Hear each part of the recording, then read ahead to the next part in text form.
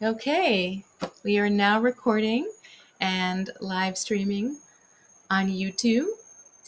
Um, Welcome, everyone, and thank you so much for joining us. I am Christina Baines, and this is Victoria Costa, and together we are the co-founders and co-directors of Cool Anthropology.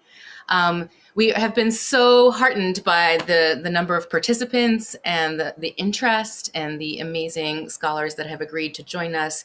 And I think it's a real testament to how important public-facing work is, and how we feel that it is an imperative for anthropology to figure out how to get anthropological research and anthropological voices into these public spaces. So thank you all so much for coming. We have a great program. We have some amazing panelists across 6 breakout rooms. When we were putting this together, we originally thought that we would talk about what spaces anthropologists need to be in and what issues anthropologists need to address. And we were having a conversation with Elise Watterson a couple months ago, and she said, we know these conversations. We know the ones that we want to enter, that we need to enter, that anthropology needs to enter.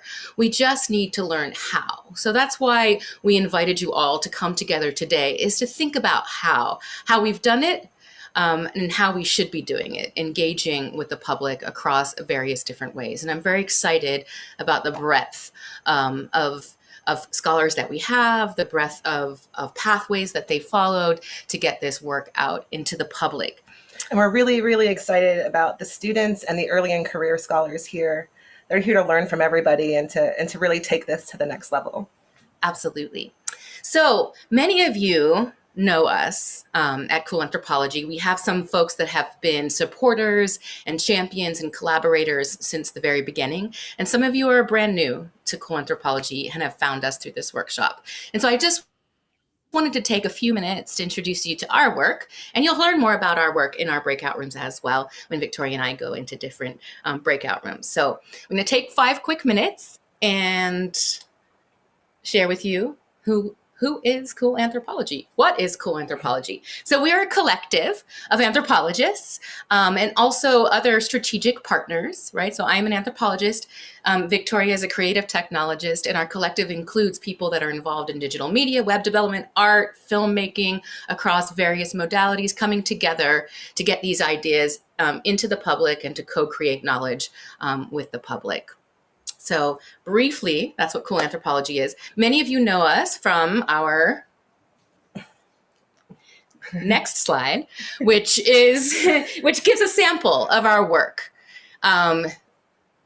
So we're best known maybe for our installations. When we started Cool Anthropology, we wanted to think about how people could not just read about anthropology and anthropological research, but they could embody anthropological research. And the idea is that when you embody a practice, then it becomes something that you talk about, something that you can feel in a different way.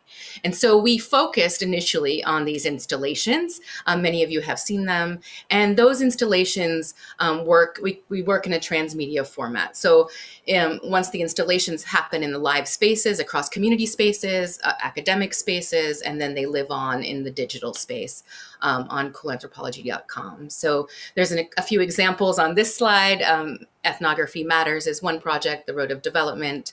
Shifting Stereotypes is another of those live installations that have existed in those spaces.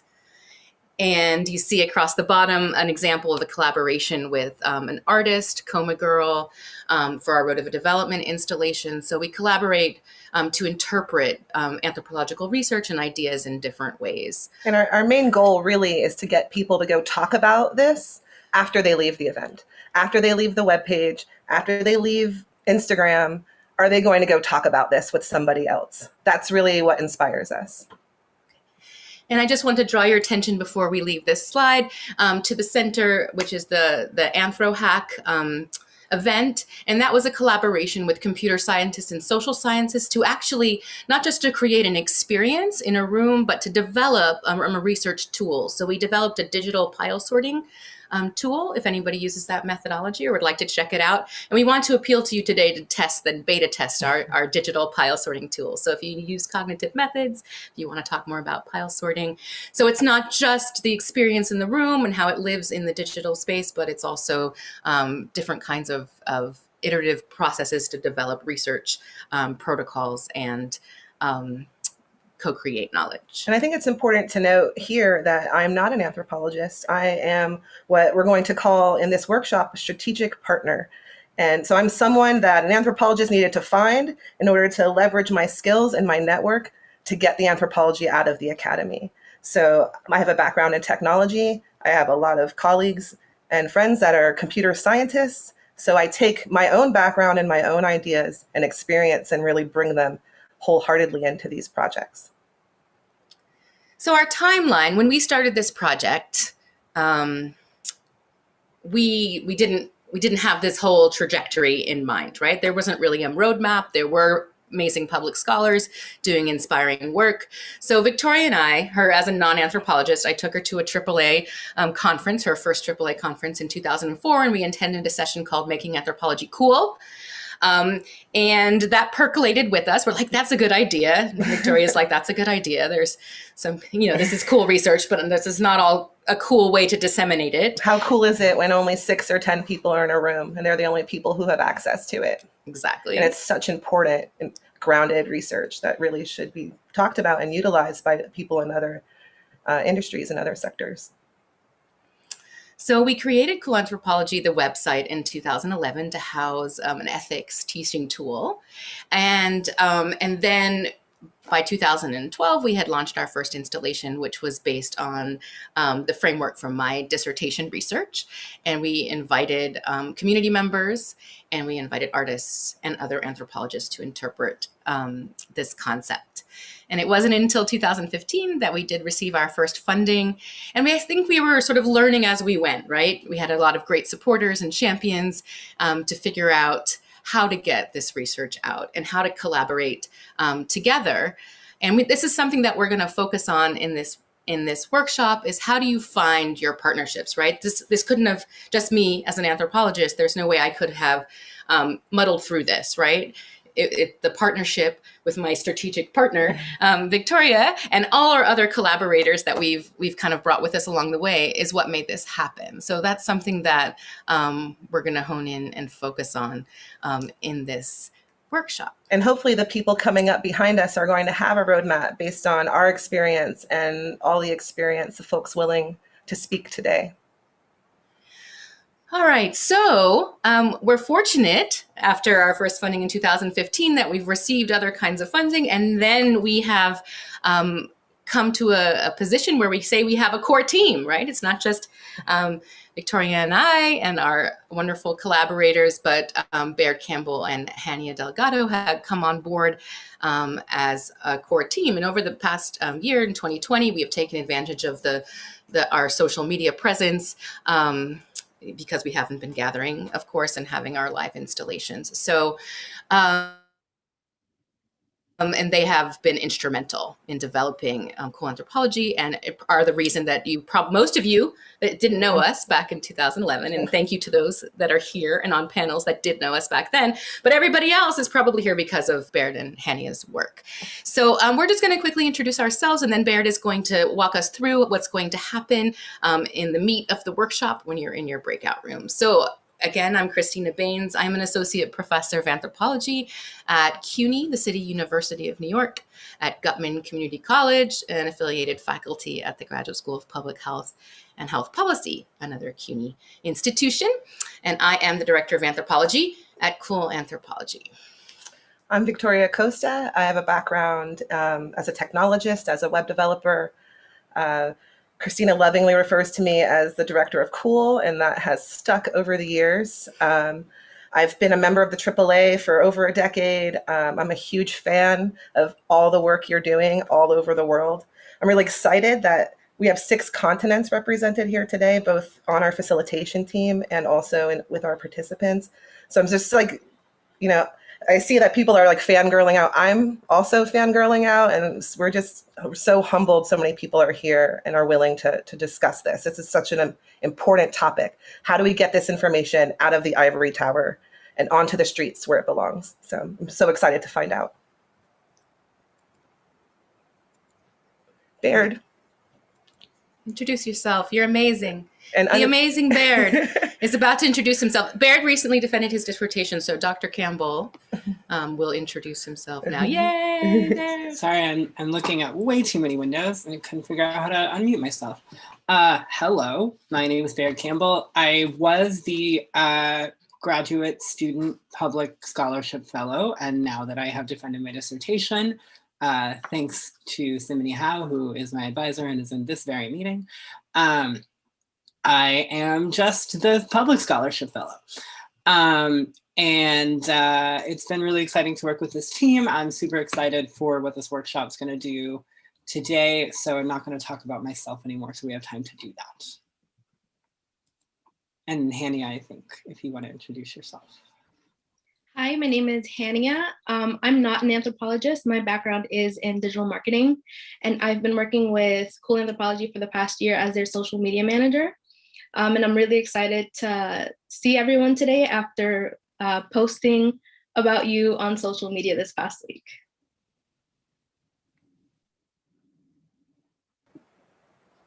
Thank you again. Now, Baird's going to take it from here. What are we doing here today, Baird? Tell everybody.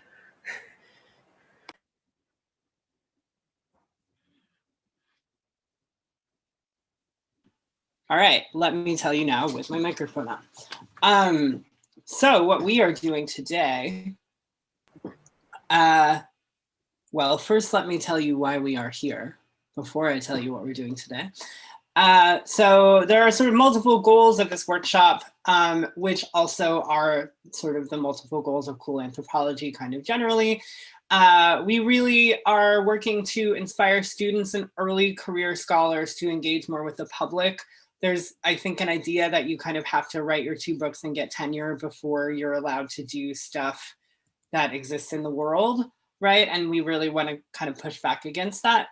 To learn how to strengthen our ideas and projects, one of, I would say, the takeaway that we hope people have from this workshop is an idea of what they could do next and with whom and with what resources, right? So one of the main reasons we wanted to have you all in this room together is simply to have you all in this room together, right?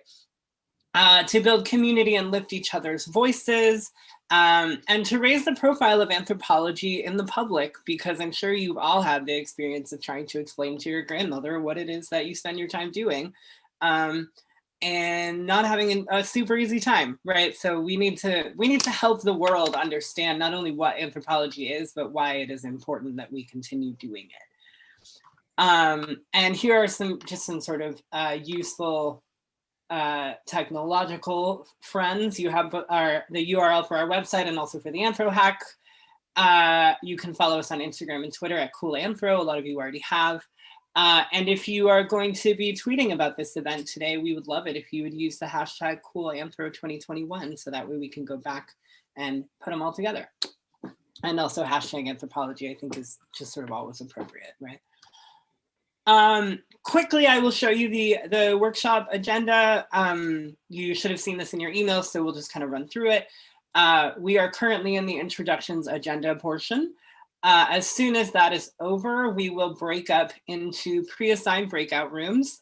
These are according to the interest that you expressed when you registered. In a few cases, we may have had to make a guess. And so if you ended up in a room that you don't feel particularly inspired by, please just send a message to the moderator of your room and they will get you to the room that you want to be in. The breakdown of these roundtable sessions is that the facilitator will open up the discussion and then moderate a conversation among the invited guests, who will each have 3 minutes to answer the basic guided questions. And following that will open up seamlessly into a sort of larger group discussion where people can either speak back to what people on the panel have said or bring up new things that they want to talk about, or both. During that time, you'll have 2 facilitators in the room, one of whom will be keeping track of what's happening kind of like in the conversation, and the other of whom will be taking notes on a Jamboard. This is a publicly available kind of Google slide thing that many of you may have used in your classes, and that's where we're going to take our notes that will be available to the public. From 5:25 to 5:50, we'll all come back to this big group, and the facilitators of each room will share a few key takeaways from kind of synthesizing what has happened in each discussion room, and we'll hopefully put a nice little bow on it. And then for the last 10 minutes of the workshop, we are going to stick you into randomized small breakout rooms, not according to topic. And the idea here is that this is a space for people to think across these small groups, to talk about what happened in your group and how it relates to the other one and how you might work together. And we refer to this as I have an idea or I need an idea. So do you have an idea but don't know how to make it happen? Talk about it there. Do you have a skill but don't know what to do with it to make it into an idea? Talk about it there. And then finally, we will have social time from 6 o'clock to question mark. You're welcome to stay. You're also welcome to not stay. I understand that 2 hours on Zoom is a lot. So the facilitation of this workshop is going to be really intentional. And so we want to outline the way that we're going to be doing it ahead of time so that we can all be on the same page. So this is called AORDA, or the Anti-Oppressive Resource and Training Alliance. So your main goal, the facilitator's main goals will be to ensure that everyone gets to participate, to prevent any subconscious or conscious attempts to kind of overpower or dominate the group, mitigate and interrupt those social power dynamics when they do occur, and ensure that the group follows its own agreed upon processes and agreements, which we'll talk about in just a minute.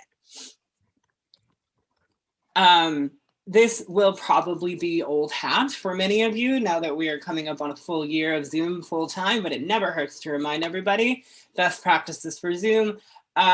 First thing, especially in groups with this many people, please wait for the facilitator to acknowledge you before speaking. After you raise your hand, you'll use the little hand raising icon that's underneath reactions at the bottom of your Zoom menu.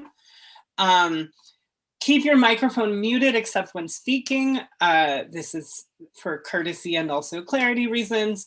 We're going to try to limit chat use to procedural questions. So like I can't hear somebody, or like my internet is going out, or I want to be in a different room, and try to keep the actual debate happening more in the quote unquote, I mean, I would normally call this meat space, but like digital meat space, I guess, among mouths that are moving. During group discussions, as I said, use the raise hand function. The facilitator will be in charge of keeping stack. So they will be in charge of keeping track of who raised their hand at what point, and they will call on you in order. If you would like to be referred to by a particular pronoun, you can change that in your Zoom name, as you can see in mine. You also are not required to do that, but if that is something you would like to do, you are welcome to do so. And these are the community agreements that we're going to ask everybody to keep in mind and in fact agree to when we enter the breakout rooms. So the first thing is only one person can speak at a time. This is why we're having people raising their hands, right? You can imagine with 60 people in a room, even our best intentions are going to result in a lot of interrupting. Move up, move up. This is a play on the sort of organizing strategy of step up, step back, which is that if you have just spoken, you should wait a while to speak again. Move up recognizes that listening and speaking are both equally important sides of that same process. And so the idea is once you have moved up to speak, you then need to move up to listen. We do not need to be perfect in our articulation of an idea. This is a workshop, right? So we're kind of feeling things out. Be aware of and respect time. This is really important, especially because there are so many of us. The facilitators will be keeping pretty strict time. Everybody will have a 3-minute limit to speak, to say what they want to say. So please be aware of that. Embrace curiosity. And I think that this is great just generally, right? Let's be curious about what we don't know rather than threatened or angry or doubling down on what we don't know, right? And finally, this is, I think, great advice for life in general. Acknowledge the difference between intent and impact, right? Just because you didn't mean for something to be hurtful doesn't mean it wasn't. It also doesn't mean that you are de facto like a terrible person who must be like jettisoned from society, right? What all we ask here is that if the impact of your statement was not what you had intended it to be, that you make an effort to apologize and repair that when necessary.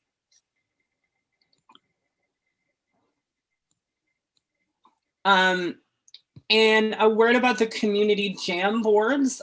You will have a link to your Jamboard once you go into your breakout room. And this is essentially like an empty Google slide that you can collaboratively fill up with your notes, things you don't want to forget about, right? Questions you might want to ask later, reflections or responses to comments that are made live. Our hope is that these Jamboards will be a lasting record of what we talked about here. And sorry. So the Jamboards are also here because we understand that not everybody is the same level of comfortable speaking in any group, especially one this like sort of large and varied. So if there's something that you really want to bring to the table, but you're not, either you're way at the bottom of the stack or you just don't feel comfortable saying it, we encourage you to write it on the Jamboard so that other people can discuss it. And this will be the only artifact of the breakout rooms. And they'll then be available post-workshop for us to continue looking at and working on. And after this workshop, we'll be sending you several materials that will allow us all to keep in touch with each other.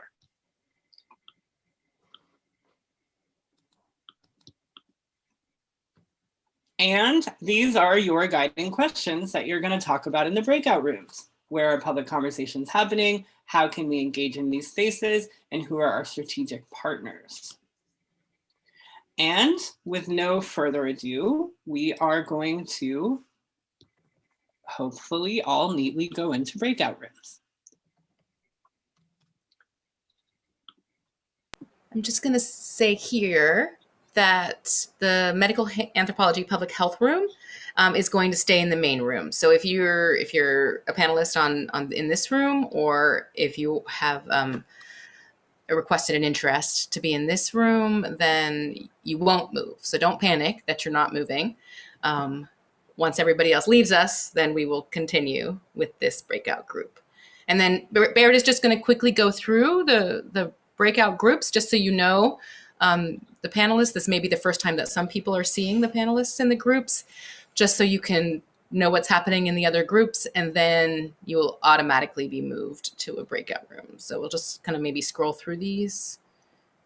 Is that? So I'm going to go ahead and send people to their rooms, and anybody who either doesn't end up in one will stay here. And if you're in one that you don't want to be in, you can talk to your facilitators and they'll move you. Before we go, Baird, can you just advance the slides so everybody can see what's happening in a breakout room? No, it's okay. I think that you'll see this again when you get to the breakout room, but I just want there to be people that might want to even know what's going on in the other breakout rooms just for information. So our first room is medical anthropology and public health. You can see who it is facilitated and who the panelists are. And the Jamboard. And the Jamboard link, is right here. This is the Jamboard for your room. Climate change, environmental justice. Your Jamboard is right here. Linda Black Elk, you just messaged me privately. This answers your question, but please let me know if you'd like to be somewhere else. Room 3 is race and racism. Here is your Jamboard, facilitators and panelists. Social movements, here is our Jamboard. This is the room that I am in. Here are our facilitators. And media and journalism, here's your Jamboard. And the last one is technology and art. Everybody clear on where they will be sent off to? A couple of questions in the chat.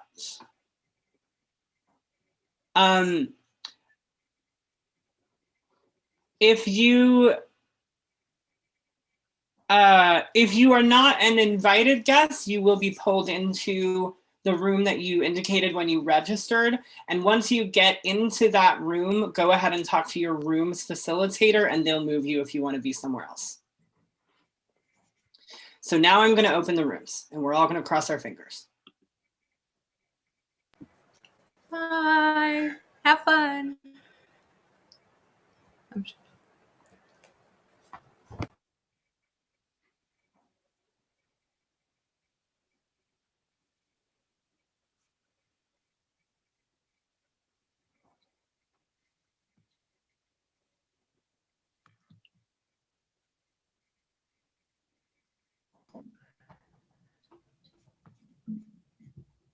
Hi. Okay, so the question is there anybody who is in this public health medical anthropology room that we find ourselves in who shouldn't be here? Or would prefer to be somewhere else? Sorry, who said that?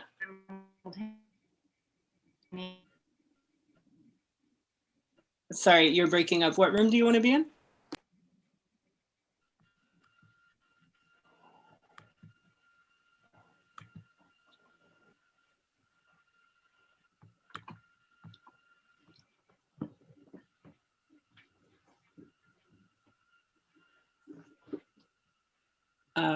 Okay, Fiona Murphy would like to go to journalism.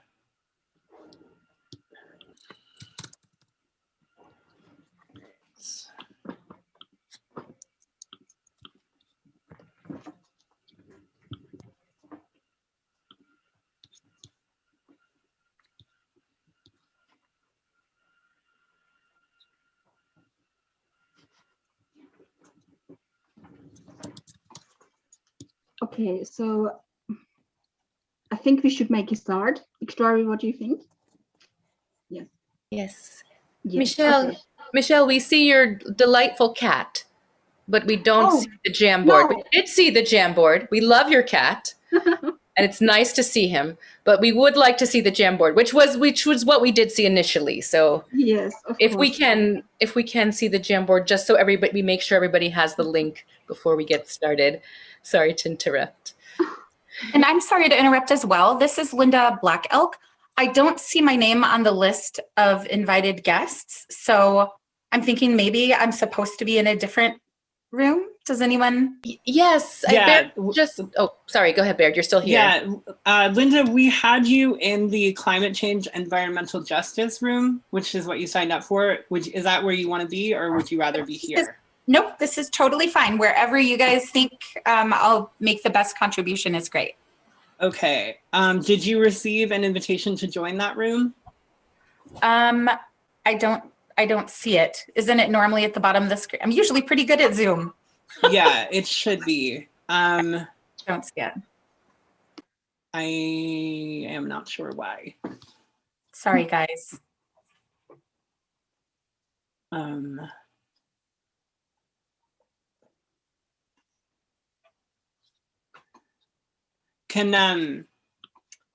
Christina, can you help me deal with these multiple requests?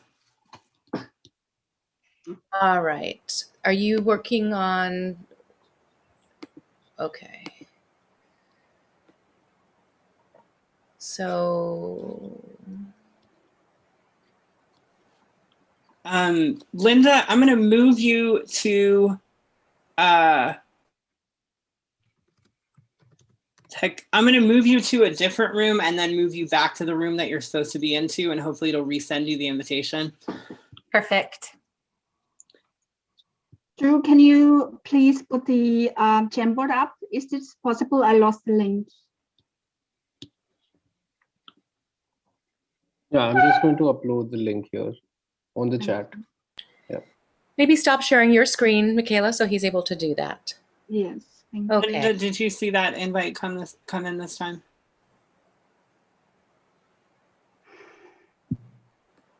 Is that a no?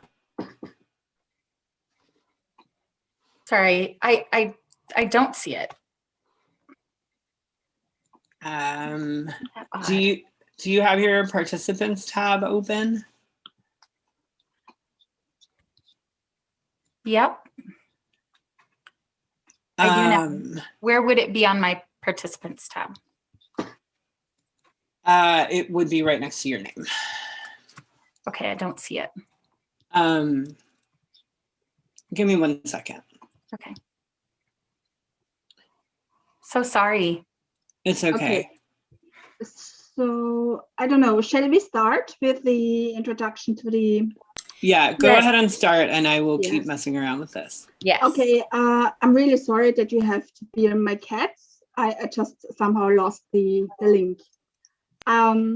So hello everyone to this breakout room for medical anthropology. We are really happy to have you all on board and all participating in this room.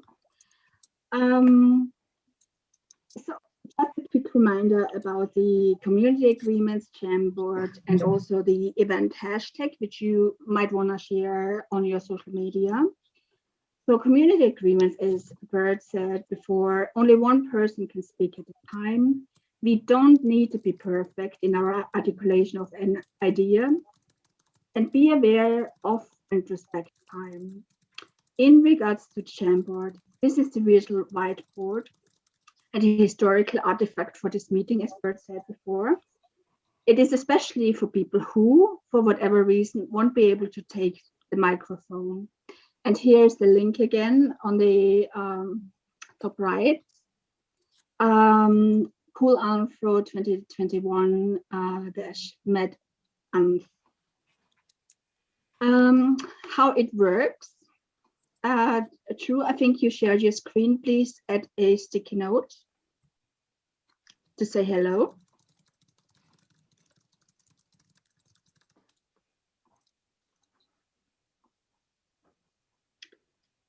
So you can see on the right-hand side a sign which says sticky note, and then you can write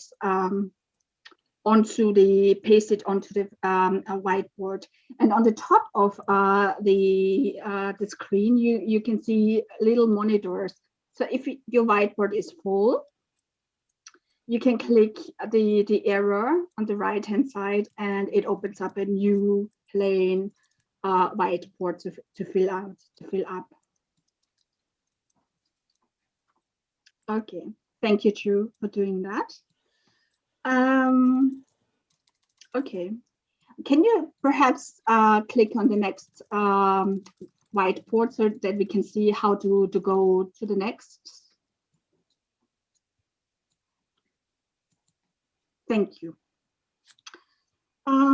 The hashtag here for this event is #CoolAnthro2021, just to remind yourself. Briefly, Zoom best practices, as Beard also mentioned before. Everybody keeps microphones muted except unless you're speaking. Wait for me to acknowledge you before unmuting and speaking. Please limit chat use to questions for speakers and remarks, and use the raise hand function if you would like to speak. Everyone will be called in order. If you can't see the raise hand button, please put your question in the chat, and the co-facilitators will inform me about your questions. We have 3 questions. Where are public conversations happening? How can we engage in those spaces? And who are our strategic partners? All panelists will answer all 3 questions first. And after the invited panelists are all finished, conversation will be opened up to those with raised hands. Of course, they are stacked, and I will call out the people on top of the stack, but also I will also manage, early career researchers and PhDs. So everyone should have a voice here. Please hold your questions and comments until the end. or to put them in on the Jamboard as we showed you before, or into the chat. Okay, Drew, can you stop sharing the screen, please? I'm just going to do that. Yeah. Okay, so a quick introduction of ourselves in the facilitators. I'm Michelle Hupman. I'm the main facilitator in this room. I have recently completed my PhD in medical anthropology at the University of Edinburgh.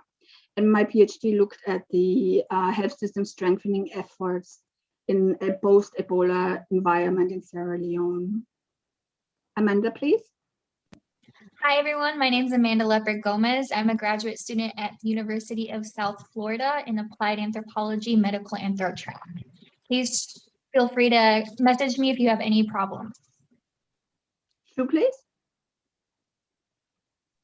Hi, my name is Dhruv, and I'm a graduate student at Ambedkar University in New Delhi, India.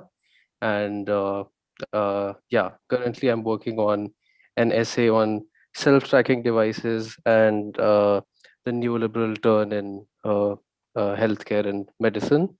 And yeah, please feel free to contact me if you have any questions or queries. Thank you. Thank you, Drew. So now I'm very excited to open the floor to our panelists. And I will introduce each panelist with names and affiliation. And then our panelists will have 3 minutes for their to answer the questions at hand. So first up, we have Svetlana Borodina. Sorry if I pronounce it wrongly. She works at the Harriman Institute at Columbia University. Pleased to have you with us. Thank you. Hi, everyone. My name is Svetlana, and thanks for the introduction. And I'm really excited to be here in this group, and I'm excited to hear about everyone's experiences. So am I right in thinking that we're now answering those 3 questions that we had in advance, right? Okay, so the first one was, where are public conversations happening? And I think that my first thought went to blogs, just because I'm the managing editor of Platypus, which is the blog of the committee on the anthropology of science, technology, and computing. And I think that Platypus is a good example of a platform through which public conversations can be happening. And it's also a very interesting question to me, what we count as a public conversation, and who kind of becomes the publics with which we are trying to connect and with whom we are trying to talk. And here I've been thinking that, for example, on the blog on Platypus, there have been a few initiatives that are now under development, when our contributing editors are developing collaborations with medical professionals, for example, as they try to evaluate the effects of the pandemic on different populations, including medical professionals themselves. Or when our contributing editors collaborate with each other, when they're based in different countries, in different settings, and when they also try to reach out to experts outside and kind of try to bring their expert voices to anthropological conversations. So for me, I think that this kind of platforms that use more accessible language, that are shorter, and that are in general publicly accessible, that do not require any kind of paywall to access their content, is one way to organize public conversations. How can we engage in those spaces? It's easy, and I'm going to keep talking about Platypus, I guess. Whenever you have an idea that you want to write about something, just it's possible to email the editor or the team with the idea, and not only is it possible to have the content posted, but also it's possible to figure out a collaboration, potentially with people who work on similar topics, potentially with people who have access to communities that are of interest, to whom you want to reach out to write your piece. And who are strategic partners here? Definitely I would say, experts. At least in my experience, it has been medical professionals as well as people who work in kind of as well as tech professionals and people who are not anthropologists, but who are sort of para-theoreticians too, and who think about what they do, who in conversation with anthropologists develop kind of insights about what their practice kind of means and what is the kind of the significance of it in terms of anthropology. I think I'm going to end there.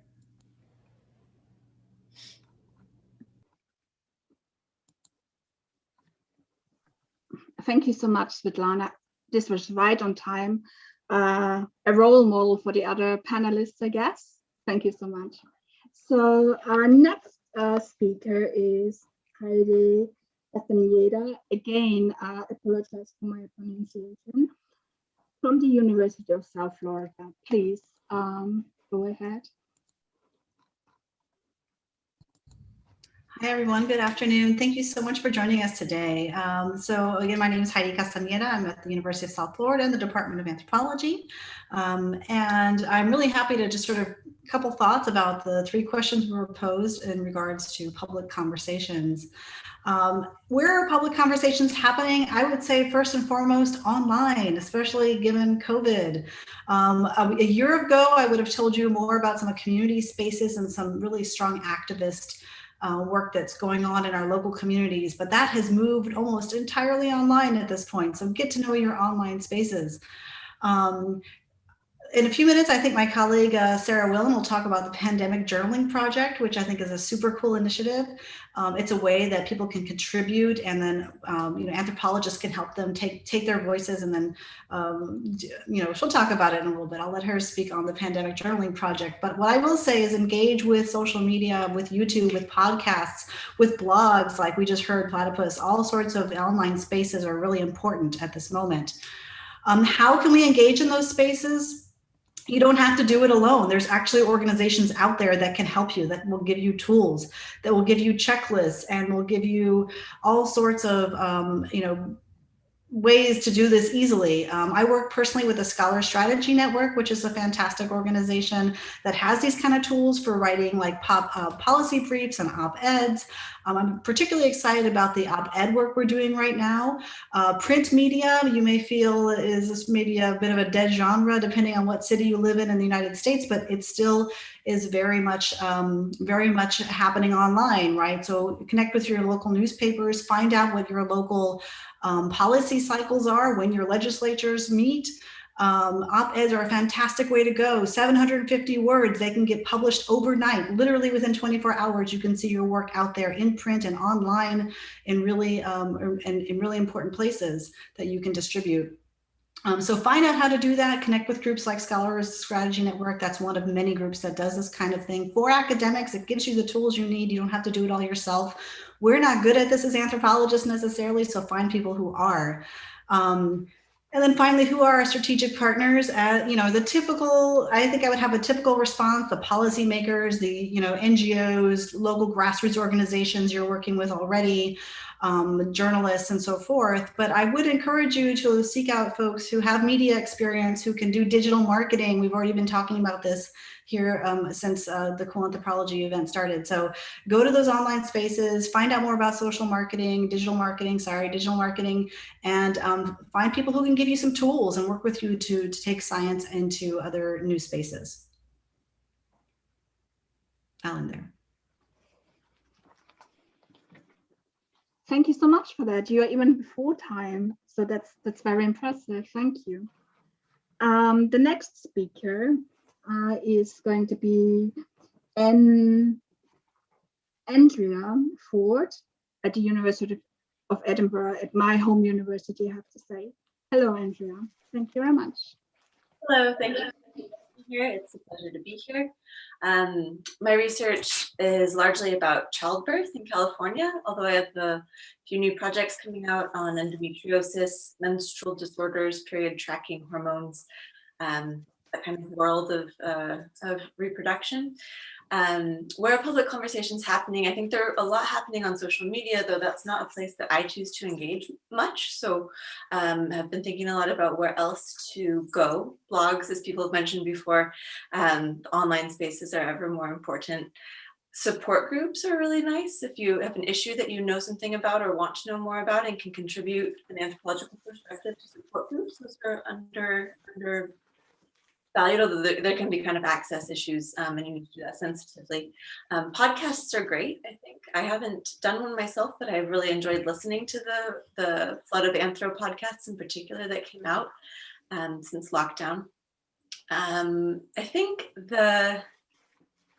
as people have said, publishing op-eds is great, creating online spaces, blogs or websites that feature your research. But I don't think it's impossible to reach out to the local community even in the pandemic time. And I really look forward to being able to do that again. I think speaking at local schools is a wonderful way to reach young students who might not have ever heard about anthropology. That can be something that you just walk in your neighborhood and ask if you can be invited.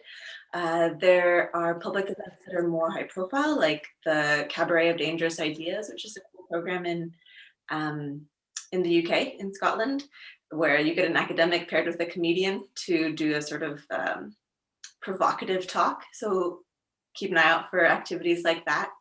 And then I think the last thing I wanted to mention is that a lot of self-advocacy. I think there's a lot of people who don't know that they need or would like or have been missing social science, and especially anthropology. So if you can see something and think, oh, I have something to contribute, and just cold call, reach out and say, hey, an anthropological perspective would be great. I'd love to chat. This can be clinicians who are struggling with the poor fit between kind of medical knowledge and what they see in the clinic. You can kind of fill in the gaps sometimes. Tech companies wondering about whether something they're developing is ethical, although they might not always want to hear about it, but there are ways to engage people who are trying to, or organizations that are trying to communicate about an issue, and you think that they might not have the best strategy for reaching the group they're trying to communicate with. You can reach out to them and say, hey, an anthropological perspective here would really help.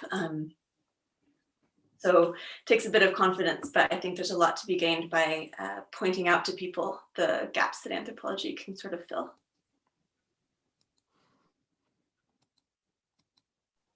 Thank you very much, Andrea. Very insightful.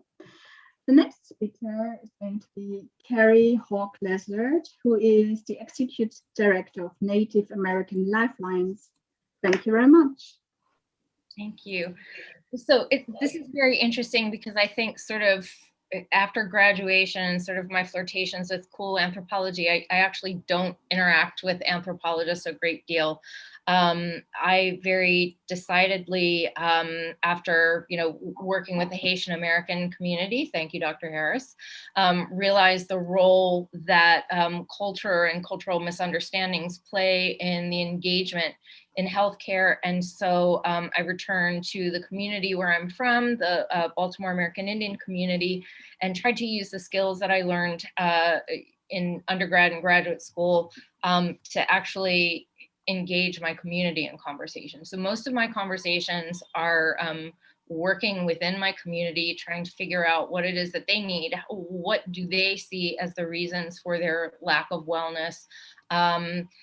And that has sort of brought me to the place where I have more engagement outside of the community. Very early on, people in our urban Indian community, a lot of folks from state recognized tribes, a lot of unenrolled descendants really felt the impacts of lateral violence in their own perceptions of poor health. And unfortunately, we see sort of resurgence of lateral violence and gatekeeping now that only really intensifies the experience of trauma that our community members face. So mostly those are conversations that we're having within community, but as they necessarily concern the health of our community, we are having those conversations online. It's important in my role to be able to take the things that my community tells me are important to them to policymakers, to health departments, creating health programming that meets the needs of our community members. For example, if the community says that they feel that an absence of health comes from their lack of connectedness with their culture, then my job as a program director is to create programs that use Native culture as the basis for health and wellness, and not kind of the other way around, where we're using health and wellness and then kind of trying to weave cultural elements into that. So everything is really completely community directed, and I feel very grassroots in that way. Strategic partners then have been, like I said, health departments. We work with legislators, interact a great deal with the Indian Health Service.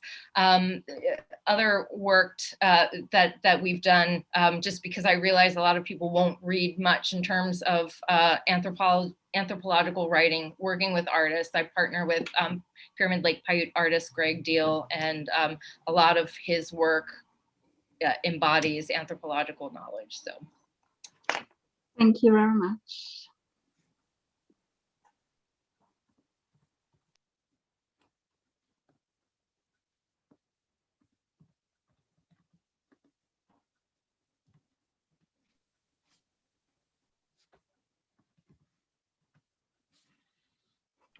Can you hear me? Yes, okay.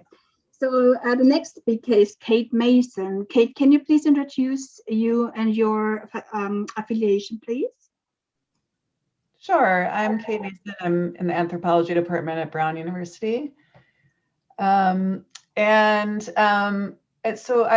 I've been thinking a lot about what others have said, and I want to echo some of it, but I guess I'll bring in one more element before I do some echoing, which is the role of students. And one of the things that I've worked on a lot in recent years at Brown is what we call the Engaged Scholars Program. So working with students on training them really from like the get-go on how to engage with communities as an anthropologist. And so in working with students on some of these projects, so right now I'm teaching a course on mental health that has an community engagement element, and the conversations that they have with the organizations they're working with and the practitioners they're working with has been really helpful in my own thinking about kind of how to speak outside of anthropology in that regard. So I want to give a shout out to students in terms of engagement partners. I guess I'll talk about three different kind of areas in my own work that I've engaged in different ways that are all quite different. So in the pre-pandemic times, which seems like a million years ago now, I was working on a project on postpartum mental health. And for that project, I trained as a postpartum doula, which was a really great opportunity actually to integrate myself into the birth and postpartum community and get them thinking about issues of not just cultural difference, but just any kind of difference, because it's the way that are trained is without any attention to any of the kinds of things we think about as anthropologists. And so that was a really fruitful set of discussions, and also with clinicians. A number of people have mentioned, I think we underestimate the willingness of clinicians to engage with us if we go about it as colleagues and don't either start lecturing at them or come in with sort of a inferiority complex, but come in as just a full colleague who has some other point of view with which to talk with them. And I've found mental health clinicians to be, and reproductive health clinicians both, to be really very interested in my perspective and what I was doing, and have managed to form some really good collaborations that way.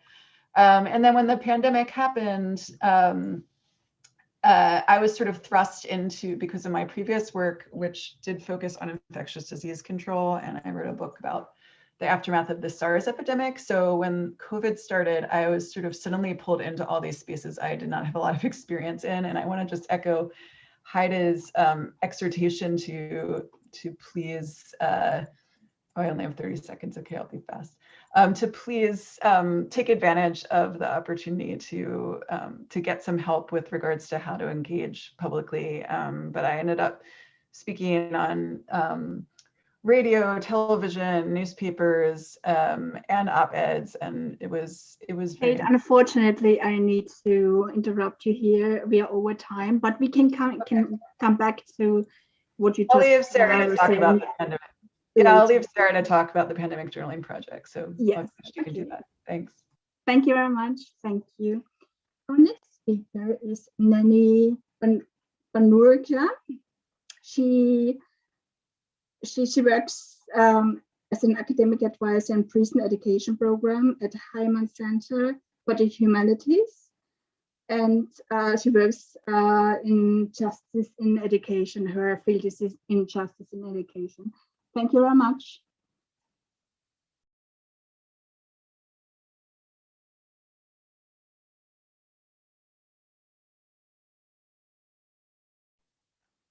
Nani, please. Do we have Nani here? Yeah, I'm right here. Please. Thank you.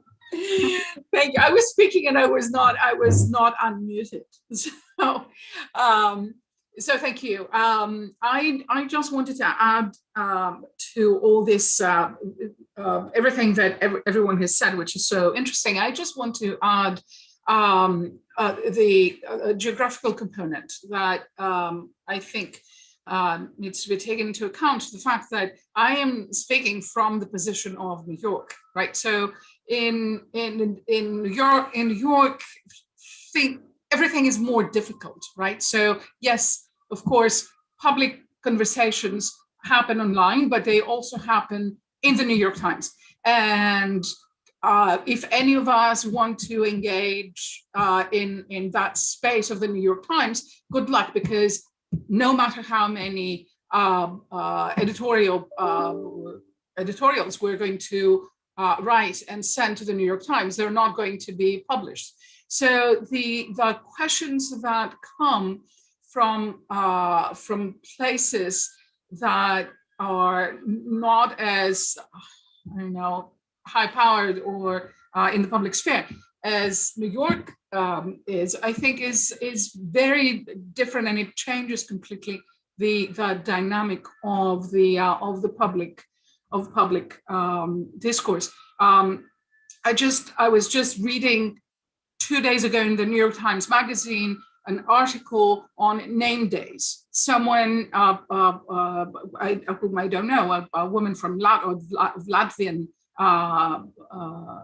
parentage, she was writing about the fact that name days are far more important in Latvia than birthdays. Now, this is something that anthropologists of Southern Europe have been, and Latin American countries have been writing about for generations, right? I mean, this was part of the bread and butter of anthropology since the 1950s.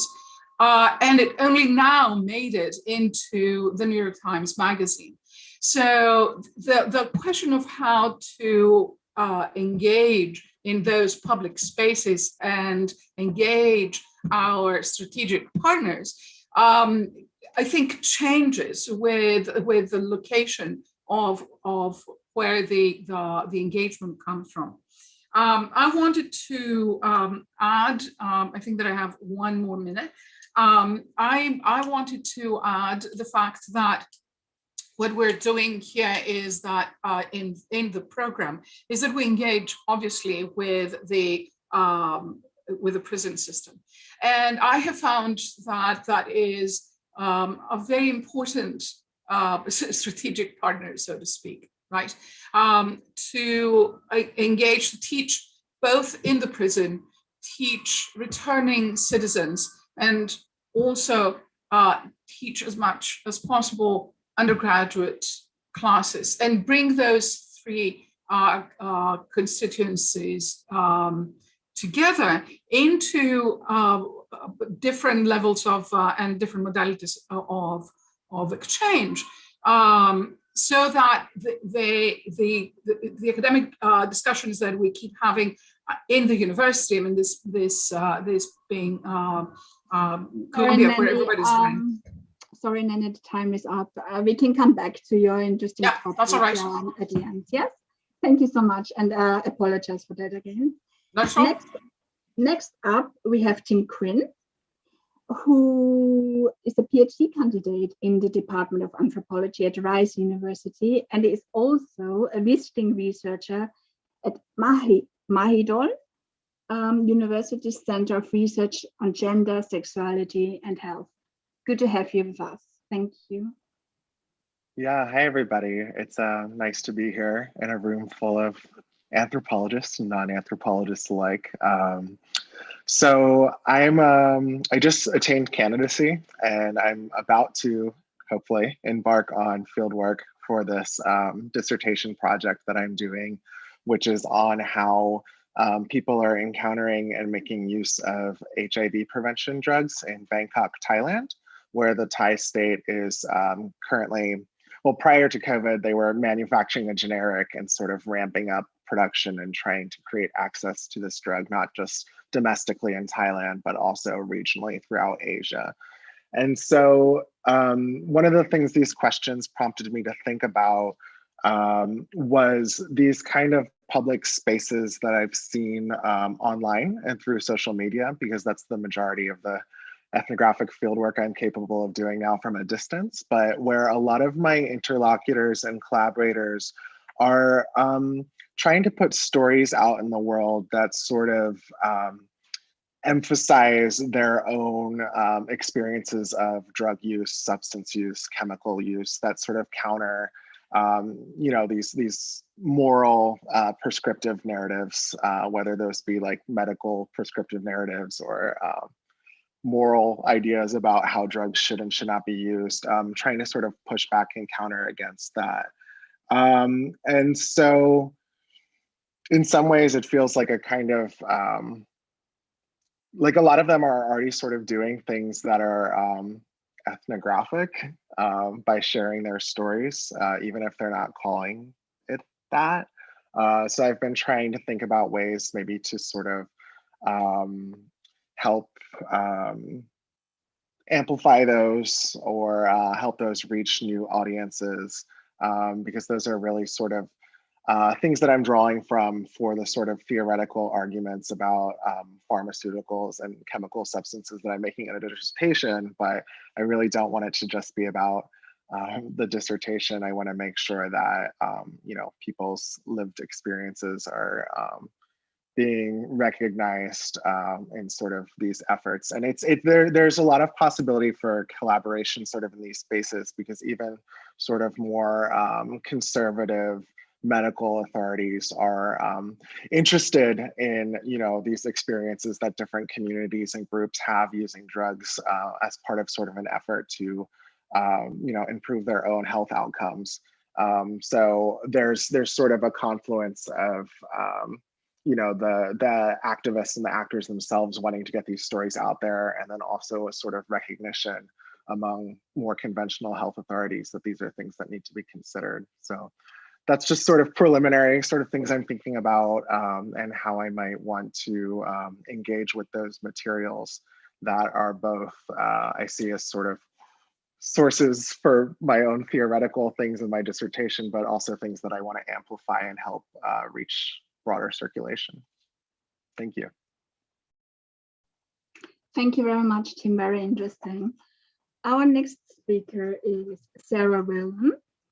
She's an associate professor of anthropology, the director of research program on global health and human rights at the Human Rights Institute. She is also the co-founder of Pandemic Journaling Project, which is a very interesting project indeed. Thank you very much. Over to you.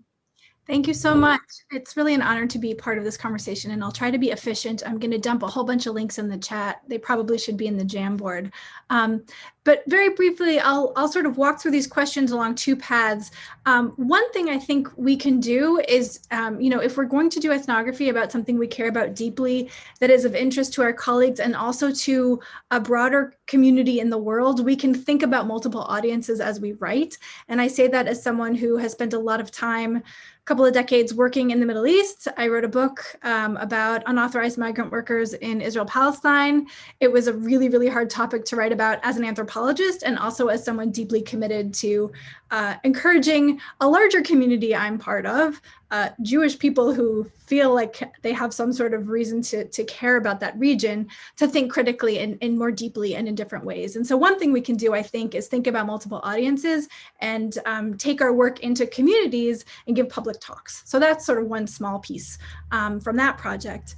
In terms of the pandemic journaling project, which is a very different kind of endeavor, and Kate is my key partner in this, and there are others in this conversation who've been really instrumental, including Christina, as well as Heide. Basically, one thing you can do is create a space in which people can kind of do ethnography of their own. So essentially what the Pandemic Journaling Project is a digital platform for journaling about one's experience of the pandemic, and also a research archive and interdisciplinary mixed methods research endeavor that is generating a pretty massive trove of first-person narratives of what people have been living through in the past, now 11 months or so. So we've created something that gives people a place to have their own conversations with themselves, with their communities, and with each other by reading entries on our featured entries page. And it's also a chance to kind of give people an opportunity to be ethnographers themselves. So we're basically kind of democratizing ethnography in a sense. At least that's increasingly how we're thinking about it. And I think that opens up some new ways of thinking about the three terrific questions on the table that we can maybe discuss more together. I'll say just a quick word about the final question in terms of strategic partners. I think, with the Pandemic Journaling Project, we are finding that media are increasingly taking an interest in the project. We were the cover article of the science section of the New York Times last week, which is a little bit crazy. And other media are taking an interest now. And so we're trying to figure out when the media are our partners and when they are not our partners, and what it means to sort of figure out how to do the things that we care about as anthropologists in conversation with people who are trained in a very different way, have different timetables, have different ways of communicating, different word counts, all that kind of good stuff. So I think I'll probably, between that and the links, I've probably said plenty, and it's great to be part of this conversation. Thank you very much, Sarah. Very interesting indeed. Our next speaker is Elisa Williamson, who is a postdoctoral teaching fellow in Latin American Studies at Washington University and in St. Louis. Sorry. Thank you very much. Hello, everyone. I'm really delighted to be here. So I guess some quick thoughts. I won't repeat a lot of what everyone else has said, although my thoughts echo in many ways what's already been sort of put on the virtual table. In terms of the public conversations happening, so I'll just say a little bit about I broadly sort of work on maternal health policy and disability in the aftermath of the Zika virus pandemic in Brazil. Those are two different projects, but they intersect quite a bit. And so I think in terms of the public conversations, and I'm speaking really more to the public conversations that are happening around the issue really of the Zika virus and what has sort of happened in its aftermath, more so than I'm speaking to sort of anthropology or medical anthropology in the broader public sphere. So I would say that conversations around this topic, they're happening on social media, very much so. Not so much on Twitter, although there's some, but it's a lot of Instagram and Facebook. This is I think by country, different countries sort of have the different social media that are sort of highlighted. And for Brazil, Instagram and Facebook, and then, well, WhatsApp, the sort of chat app, I guess. And I think that, speaks, it raises the question of sort of the question of which publics are we wanting to engage with too? Because, in Brazil, it really does make a difference whether you share something on Twitter or Instagram, right? For example, where what you say on Twitter you may make it to sort of middle class, folks, probably a lot of sort of health scientists, social scientists, but if it's not on Instagram or Facebook, the sort of wider, public is not necessarily going to ever access it. So I think this is one sort of interesting thing that maybe we could talk about. Yeah, I would say, and others have mentioned kind of the virtual world of kind of different kinds of NGOs, but also sort of community organizations are having kind of virtual events that are, great, I think, to spaces to engage. And I would say, I think, just to add to what's already been said in how we can engage in those spaces, I think that what I would say is the anthropology's interlocutors, so the people that we study actually, some of them, depending, right, on who you work with, but some of them are already doing this kind of public outreach, right? And I think that there's value in supporting their ongoing efforts, right? So, I can talk later, I think, about my own research, but I'll just sort of leave that there in terms of, supporting the work that's already being done. And I guess, strategic partners, I think I would put there too, if our interlocutors are, connected in with different kinds of NGOs or with different kinds of media outlets, even, that they are strategic partners, right? As well as, the folks who edit, public-facing journals. And then students as well. I think, I can't remember who mentioned this before, but I think kind of bridging, I had this recent experience where sorry to interrupt you. We are over time, so we can come back to your audience in a later chat. Thank you very much. So the next speaker is Matthew Wolf. Meyer, I hope I pronounced it correctly, who works at Binghamton University. Thank you very much. And sorry if I didn't pronounce it correctly. It's okay. Everybody mispronounces my name. Or they put the emphasis in the wrong place. But anyways, thanks to you all for the invitation for this. So I, as a contrarian position, I'm going to suggest that you think about old forms of media instead of social media. And what I mean by that are things like medical journals. So, Seth Holmes and a bunch of collaborators did a bunch of case studies in social medicine for the New England Journal of Medicine, which was, a highly curated set of short pieces that were targeted for a medical audience to try and get them to pay attention to social factors, right? And I think as a form of public scholarship, it's a really good one. Medical journals also, they solicit letters to the editor and they solicit editorials. And you might not feel like you are the right kind of person to do that stuff, but you should go read some of that stuff, and then you will feel like you are the right kind of person to do that stuff. That often they're very short. They rely on very few citations, and they're a way to directly intervene into medical debates, whether they're bioethics debates or they're evidentiary debates. And, the kind of stuff that we often have as anthropologists help physicians and laboratory researchers really think differently about the data that they're collecting, right? So one of the examples from my own life is the weighing in on a series of pieces about primitive sleep, which depended on contemporary populations. And so there's all these debates about scientific racism, which if you want to dig into it, I encourage you to do that. I'm going to be interrupted by, oh no, maybe not. The other thing are continuing medical education conferences. So CMEs are always looking for speakers, and they often want to find someone from the humanities or the social sciences to enliven the program. If you are working in a defined area like obstetrics or sleep or neurology or whatever, look for your regional CME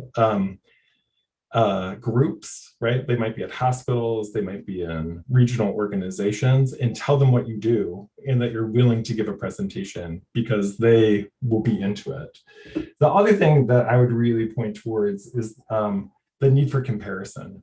Most American doctors don't care at all about what's happening in other parts of the world. You need comparative examples to lead with, otherwise they just dismiss it, right? So like you have to find comparative cases that lead the conversation, otherwise there's no engagement, right? So whatever the media is, you have to point to something that's happening in the United States. And also doctors don't want to think they're the bad guys. We have a tendency to portray doctors as the bad guys. They do not think of themselves as the bad guys, right? So you have to start with the position that they're doing their best and that something else is going on, right? Anyways, looking forward to the conversation. Thank you so much. Right on time. Thank you. So, last but not least, we have our very own Christina talking to us. As we heard before, Christina is the director of Cool Anthropology. She is also working at the City University of New York at Gabon. Thank you very much, Christina. Thank you, Michelle, for that kind introduction. I'm actually going to speak in 3 minutes. So I know you're all excited. But Linda Black Elk is with us in the room. And through some sort of mysterious intervention of the Zoom gods, we have Linda Black Elk with us here with us, right? So we were going to send her to environmental justice, but as many of you, I'm sure, know, Linda Black Elk's work is at the intersection of health and environment, much like mine in a different way. So I would invite Linda Black Elk to speak.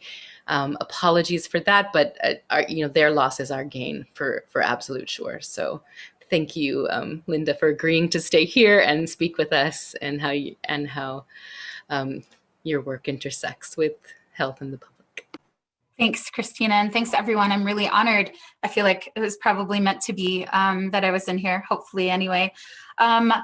I am an ethnobotanist, and I do sort of cross that bridge into medical botany as well.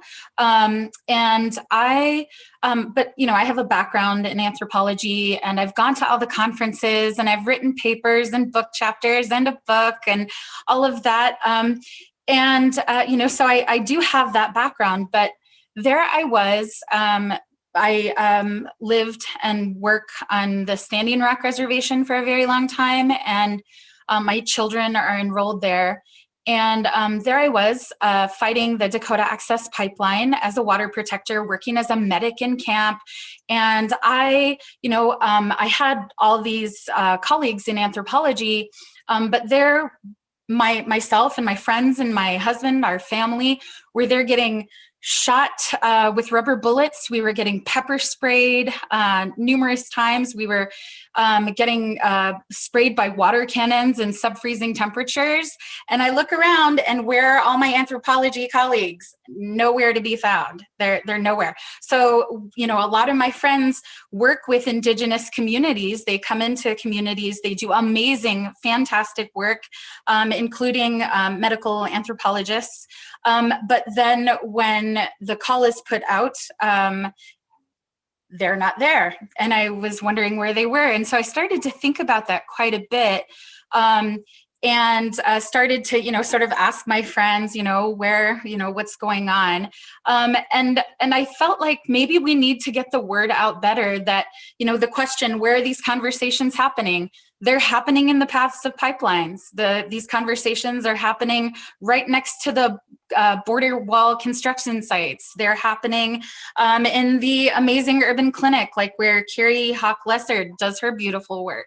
And these conversations are happening in these places. And when we talk about the people that we're working with, when we talk about sharing this information, and who we need to engage with, our strategic partners, we should be talking directly with communities and in a good way, and saying, hey, okay, the call was put out, here I am, how do I help, how do I engage, what do I do?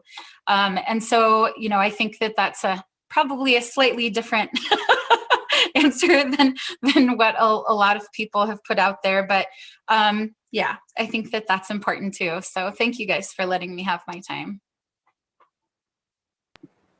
Thank you very much, Linda. We are now coming to Christina, our very own Christina. So please, the floor is open to you. Okay, thank you. So, wow, there's so many great things to piggyback off that everybody had mentioned, and so many new things to me. I kind of wanted to tell a little bit of an ethnographic story. Thinking about reaching where these conversations are happening. I do the bulk of my field research in my community in southern Belize, and coming from the community, one of the community members said, hey, we want to put on a deer dance, which is a traditional dance. And my work links traditional practice in health. And I'm like, okay, well, I'll help support that. So we got a small grant through Cool Anthropology to put on a deer dance. And the community members organized it and managed the budget and all of that. And some filmmakers came in and mentored young people in the community to make a film about this. And we said, okay, well, the concern was that young people are finding their information about how to live a good life from YouTube videos that they're watching on their phones as they walk up to the water tower and get signal. And so they said, well, how about if what they find on YouTube is the Maya deer dance, and they learn about their traditions and health and how to practice them, and that's what they see on YouTube, and that's where those conversations are happening. So so we made the film, and it was distributed. And about a year later, I went to visit someone in the village, and they didn't know I was coming. I just kind of happened upon there, and I was sitting in one room talking to the mother, and I heard the deer dance music coming from the other room. And there was a little boy, maybe 3 or 4 years old, and he's looking at a cell phone. This house was kind of up on a hill, so he was able to get signal, and he's watching the film, right? So it was my moment of like, oh my goodness, this like actually happened. So not that social media is the place that I normally engage, but I think that, information that coming from the community and their observations, and then where those conversations are coming back. So that was one, something I wanted to share.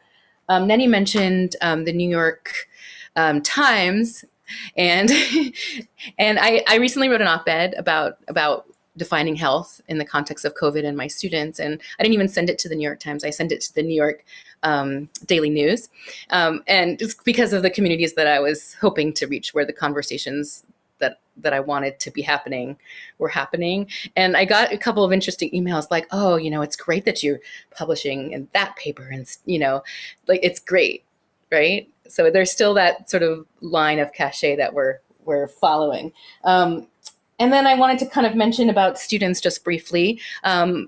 I've had the good fortune of working with Sarah and Kate and my students participating in the Pandemic Journaling Project. And I also last semester taught in the Prison to College pipeline at John Jay, and working with students at the prison and working with students, at the City and University of New York. I feel like, and working with public health students, like doctoral students in public health as an anthropologist, was way more powerful than I ever thought it could be. That inserting your anthropology into spaces, into students who are not anthropologists, right? Who are either early, taking their first anthropology class, or who are in public health and think in a different way, I think can be pretty. Can we wrap up, Christina? Sorry. Yes, I can. Thank you for being so diligent. I could, go on and on and on. And I just wanted to, I'm going to just you can carry on. Michelle's going to facilitate a wider conversation here, but I just wanted to personally thank all of you in this room. I'll thank you again, probably in the other room, but it was really, I had some great ideas, and I hope that we can keep the conversation going. So I won't talk anymore. Go ahead. Do you want to go ahead and Yeah. Thank you so much, all of our panelists. It was really great and interesting discussions. And every one of us, I'm sure we really enjoyed and learned a lot. So now we are going to invite our participants to join the chat and the conversation. To do so, we invite people to raise their hands, and then there are going to be stacked or one over the other. And as I mentioned before, we very much try to put PhD or researchers, young researchers, grad students, and early researchers at the forefront. So bear this in mind, please. Okay. Okay. Let's start doing this. And every one has around 3 minutes to comment or to raise a question, and I'm keeping track on time and cut you off as I did with panelists. Yeah? Thank you very much. So let's see.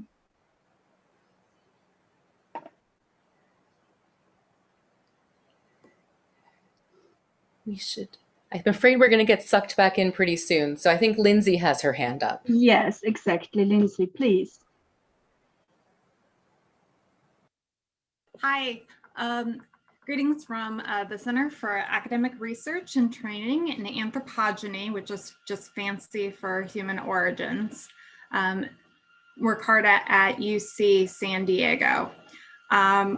I would like to invite all of you to check out our website, carta.anthropogeny.org. I've got my details in there because I think we are one of those resources that you guys might be looking for. And we also are looking for ways to communicate better with various groups. This has been incredibly enlightening, but please email me or I will stalk you.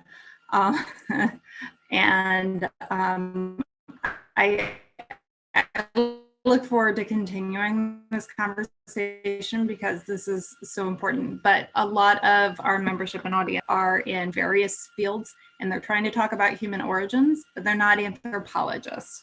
And so they don't ask the important questions about how does this matter for living people. And I would love to have more anthropologists there because I am trained as an anthropologist myself. So please join us. And we have an upcoming symposium on March 13th, which is Altered States of the Human Mind, Implications for Anthropology, which has a lot of really relevant topics, I think, for those of you interested in medical anthropology and public health. Hope to see you there. Thanks. So I don't see any raised hands. Drew, or do we have any questions in the chat? Yeah, two participants have raised their hands. Amy? Yeah. Yeah. Amy can go ahead. Hi. And Oh. Yeah. Hi, I'm Amy Dow, and I am an assistant professor of anthropology at Cal Poly Pomona. My original dissertation research was in Vietnam, and I know that if I wanted, like, just to kind of echo what Matthew was saying, in order to do more public work, there needs to be some kind of connection to the US. And so I'm sort of trying to move into the US as a research project. And I was wondering, when the pandemic happened, I found myself like reaching out to all these community groups, and it was really hard. I think everyone was just completely overwhelmed. And so it was really hard to find partners who like had the bandwidth to work with me, or even like even if I wanted to like ask them, like, what is it that you need? I'm an anthropologist. Like, I will do whatever, you know, whatever I can do to help. And I was wondering what you thought about how to handle sort of things like that, like overwhelmed community partners.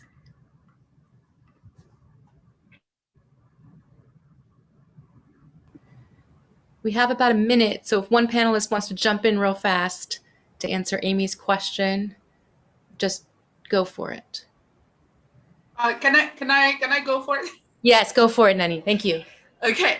I have found out that, as Michael was mentioning earlier, that if you actually put together a research project, you shepherd it through IRB and you carry it out at the hospital, medical doctors will be far more interested in talking with you and engaging with you than just walking in and saying, you know, I'm trying to do this research and what do you think? So they need to, most of them need to know that they will have you in their corner.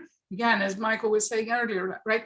They will have you in their corner. You are there as their interlocutor, not to, as you know, old medical anthropology used to do. We're going there to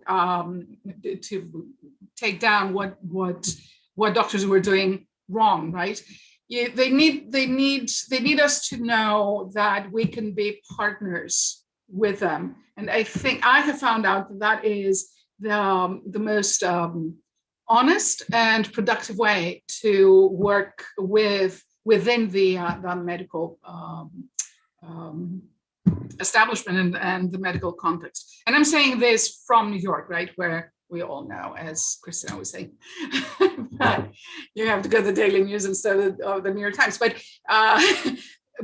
New York hospitals, at least New York hospitals, are very open. Once you have IRB, they're very open to thinking about the fact that they are being cool, right? They are being cool because they are allowing anthropologists to come in. Well, I think that was amazing. Thank you, Nani. And I think that all the other breakout rooms, I don't know if we noticed, right? Because we just have our one page of Zoom, but everybody else rejoined us during that. But I think that was great. A great piece of information about credibility and how we can communicate with communities using, you know, what they need from us. So welcome back, everybody. Is everybody back? We had a lot of amazing conversation here from many people doing all kinds of work in the medical anthropology public health room. So you're all back here and Victoria's back here. So Baird, who I'm assuming is back too, is going to thank you all for we want to know what's happening and what's happened in your rooms. And so Baird is going to, our facilitators are going to report out and Baird is going to call on them. Baird, are you here? I don't see. I am here. I'm sorry. There's just too many people. Yeah, you popped up as soon as you started can't talking. See me. That's okay. It's a good problem to have. Yes, we were having our little medical anthropology discussion. So yeah, let's hear from our facilitators. Should we just go in order? Can we have one of the facilitators from the medical anthropology public health room give us a few important takeaways? I'm going to start, and perhaps my co-facilitators can continue wrapping up. So all of us agreed that engaging with communities is very important. For instance, Andrea argued that engaging comedians could be a very good outlet to engage the broader community. Carrie argues that local journalists are very important for us to engage with the public, because local newspapers can bring out articles overnight. So it's a very quick turnaround and fast turnaround, which could be a good outlet for us in order to reach the public. Carrie argues that community participation, which I also work with this concept, informs policy and health programming. And this is so important in order to engage with health inequalities and to improve such programming. I don't know, Drew, do you want to continue? Yeah. I made a lot of notes actually, and it's difficult to start because there's just too much information. But I mean, one of the points that really resonated with me was this idea that anthropologists need to go beyond traditional critique of medicine, and they actually need to work with doctors and establish a sort of rapport with them rather than critiquing them in an a priori fashion. And the other thing that I really liked was that there was this commonality of in all the speakers that ethnographic knowledge needs to be democratized. And so, for example, this pandemic journal that Sarah Willen has come up with really gives people the option to use like an auto-ethnographic method to basically describe whatever they have been going through and whatever their communities have been going through. So yeah, there's a lot of other stuff that needs to be talked of, but I think I should end here because there's a paucity of time. But yeah, thank you so much for the discussion. Amanda? Sorry, Yeah. Can Amanda just have a half a minute talk? Yes, I can. So another thing that we took away from this group that I thought was very important was Linda Black Elk reminded us that anthropologists work with communities, but we're not always there when they need us to be after disaster, making sure that they're having things they need for recovery, when they're working on activism for directly with the issues that are involved, such as with the pipelines or the border wall constructions and the urban clinics. And we really can be in those spaces and be very helpful and beneficial in those spaces as well. And another last takeaway that I got away from this session was that we can really, if we look at which spaces we want to be in, what is the conversation, who is the audience we're looking at, then we can really tailor it so we're speaking to them and talking to them in a way that's engaging. So if you want to talk to the medical professionals, maybe go to medical journals, to go to op-eds in the regions where policymakers are working on a legislative issue, and find ways to talk to them, to engage them instead of critique them and make them look like the bad guys, because people don't like being the bad guys. So we can try and make them do what we need as partners instead. Great. In the interest of time, I think we will move unceremoniously to Breakout Group 2. Would someone like to start us off there? That is, oh, sorry, the climate change and environmental justice room. Okay, right, that's us all there now. And thanks, we had a wonderful room with such deep engagement. I'll just say quickly that what was very interesting was the scale of publics that we spoke about. So emphasis on the plurality of publics on the one hand, and then thinking through sort of the poetics of where this engagement should happen, which could be anything from Instagram Live, in communities themselves. So often we think that media is the most obvious space, but a lot of this has to happen at a community level very quickly.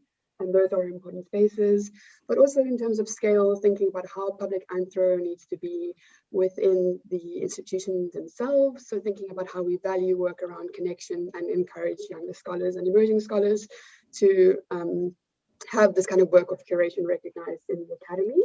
So we spoke a little bit about the sort of the poetics of public anthro as well as the practicalities, with some really interesting, so I'm all P's here, provocations, principles, poetics, practicalities, but thinking also about questions of sort of how do we appropriate, maybe we're appropriating artistic methods, how do we think about curation and sort of those more invisible ways in which we can, take anthropology to different places, but always, I think, thinking ethically about what that can mean in terms of taking methods from different places and focusing on using sort of deliberately and consciously working with other people. I'll stop there. I don't know if what Osvaldo would like to add. Yeah, I just wanted to add really a really important message that we were discussing in our session, that I think that how we as an anthropologist engage with these publics that Karina was referring in. I think that it's something that can be obvious, but using our own skills that we are learning in grad school, like for example, writing grants or helping them to write reports. So how we make ourselves useful for the purposes that they are pursuing. Let's say like an NGO or a community group, etc. And also, I think that was important that we need to, our strategic partners are kind of like everywhere, and we need to try to engage in building these networks at different levels, even like with our colleagues, with planners, people that are making decisions, but kind of like just being open to those strategic partners that we actually don't know what they can be, but just being open. Great. Was there anything else from that room? Okay. Sorry, I think just one, can I make one very important point, is that sometimes our engagement can be quite invisible. It might be something as simple as Professor West was saying, talking to a journalist and explaining a concept to them to make sure that when they talk about it in public, they do so responsibly. And that might be work that we're not recognized for, but a really important intervention. Great. Yeah, that's an excellent point. Race and racism, Yamar and or Quinn, do you have a few takeaways for us? Sure. I can go ahead and start. So public conversations around race and racism are everywhere. And so the anthropologist role can be a little bit fraught. But the key question that we talked about is how to engage with people with whom we fundamentally disagree, which is often the job of anthropologists in these kinds of spaces. And the question was elaborated by Elizabeth Chen in those terms, but in some ways everyone touched upon that central question. And so one of the things we talked about is academia can be not just kind of a closed off space, but also a barrier to reaching people at times. And so things that we can do include web outreach and the creation of safe and meditative space, as discussed by Darlene Dubuisson. And those are ways that we can reach publics. Those are ways that we can also reach BIPOC sort of where they are and do some of the undoing of the work of racism.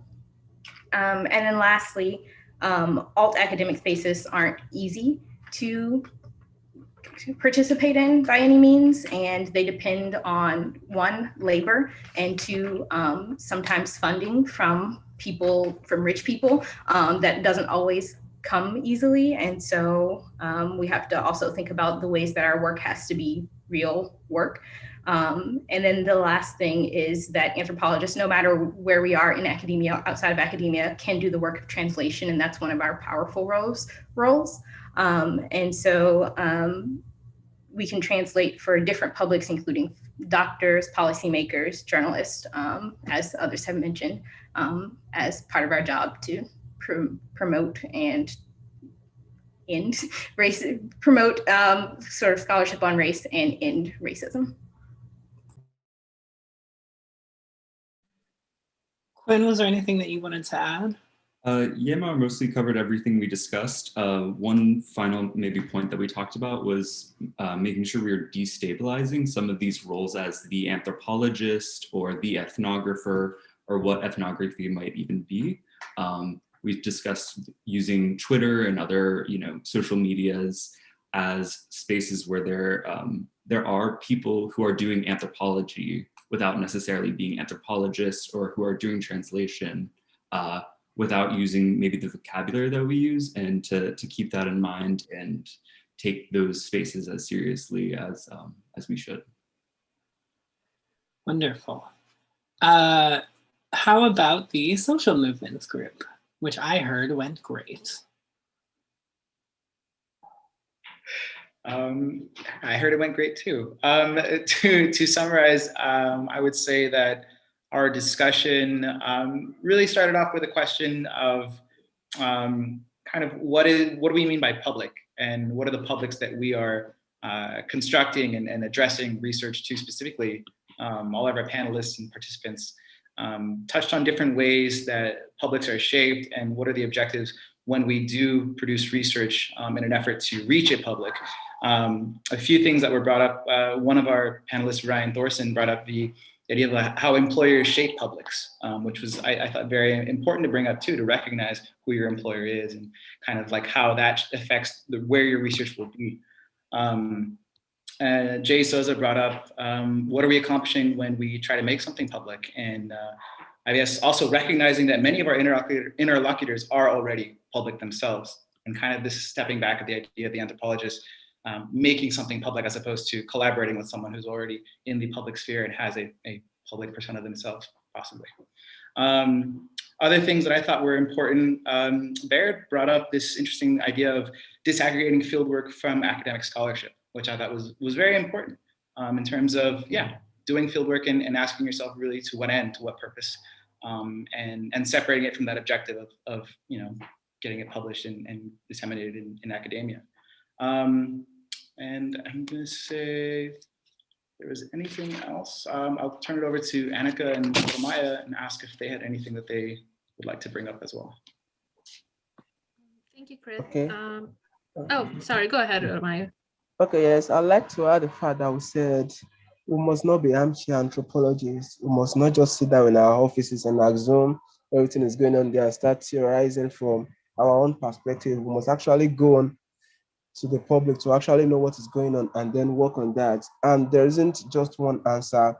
We are together, so we should kind of work hand in hand to solve problems. There isn't just one answer. And then it isn't always beautiful, it may be terrifying, and as anthropologists, we must be ready to do that. And let's not assume the need of the communities. You can't just sit down in the corner of your office and feel like, okay, the community needs this, they need that. So you need to go out to them and actually know what they really need. Thank you. I'll try and summarize what I found. I guess what the big takeaways for me were. On the one hand, I think most of or all of the panelists kind of touched upon these points. On one hand, to kind of de-fetishize the idea of what the public is, what the public does, or what the public sphere actually is, and to kind of not always position ourselves as the experts or the resident expert in the room, but rather reconsider the ways in which we can do labor in other ways, not just as, producers of anthropological knowledge. And speaking of labor, multiple panelists echoed that labor solidarity is, I think, one of the key ways in which we can engage the publics. Another thing that was important, and I think others also echoed it from previous panels, that we shouldn't always assume what the specific public or community needs, but rather ask them, which sounds banal, but I think we often forget as anthropologists. Wonderful. Jenna and Samiha, would you like to let us know what happened in the media and journalism room? Sure. I can go first. So for me, I think one of the big takeaways was, I guess, the relative lack of public communication there actually is. And so for a few reasons, there's not really any incentive to engage in public spaces. There's a lot more incentive on, publishing for academia. That's how you get your tenureship or whatever. But then also people are just kind of scared of talking with journalists because they might have misconstrued expectations, or they've had bad experiences in the past of journalists maybe misconstruing their data or sensationalizing it. And so there's this fear of talking with those public partners that we actually need to be talking to get our information out there. And so from that, we kind of talked about how we can change that. And so part of it is wanting, more training on how to talk to journalists or how to do that writing yourself. And that is, at the institutional level, but also faculty themselves need to be taking on that burden to teach. So I think, one of the biggest things was that we need more education on how to communicate with the public. And also that we just need to try. So just keep trying to write in different formats and reach out to different senior scholars and try to get advice or figure out how to work. But it's all about, taking a chance and making more connections with others. That was my takeaway. I'll pass it over to Sneha now. Well, Jenna provided a very wonderful gist. Just to add on to this, since we know there's a bittersweet relationship between anthropology and journalism, we need to understand that we need journalism as much as journalism requires an anthropological aspect, because we need to make our voices heard. And for that, even the smallest of platforms, even a local newspaper is important if it is providing you a platform to raise your voice. That's it. Thank you. Great. And last but certainly not least, the technology and art room, Catherine and Cherie, if you want to take it away. Thank you, Baird. Something that all of our panelists and all of the participants in general touched on is how we do anthropology with technology and art. So how we use it for collaboration and how we represent our ethnographies. So we talked about our performances as anthropologists, which I think is a great way to think about that.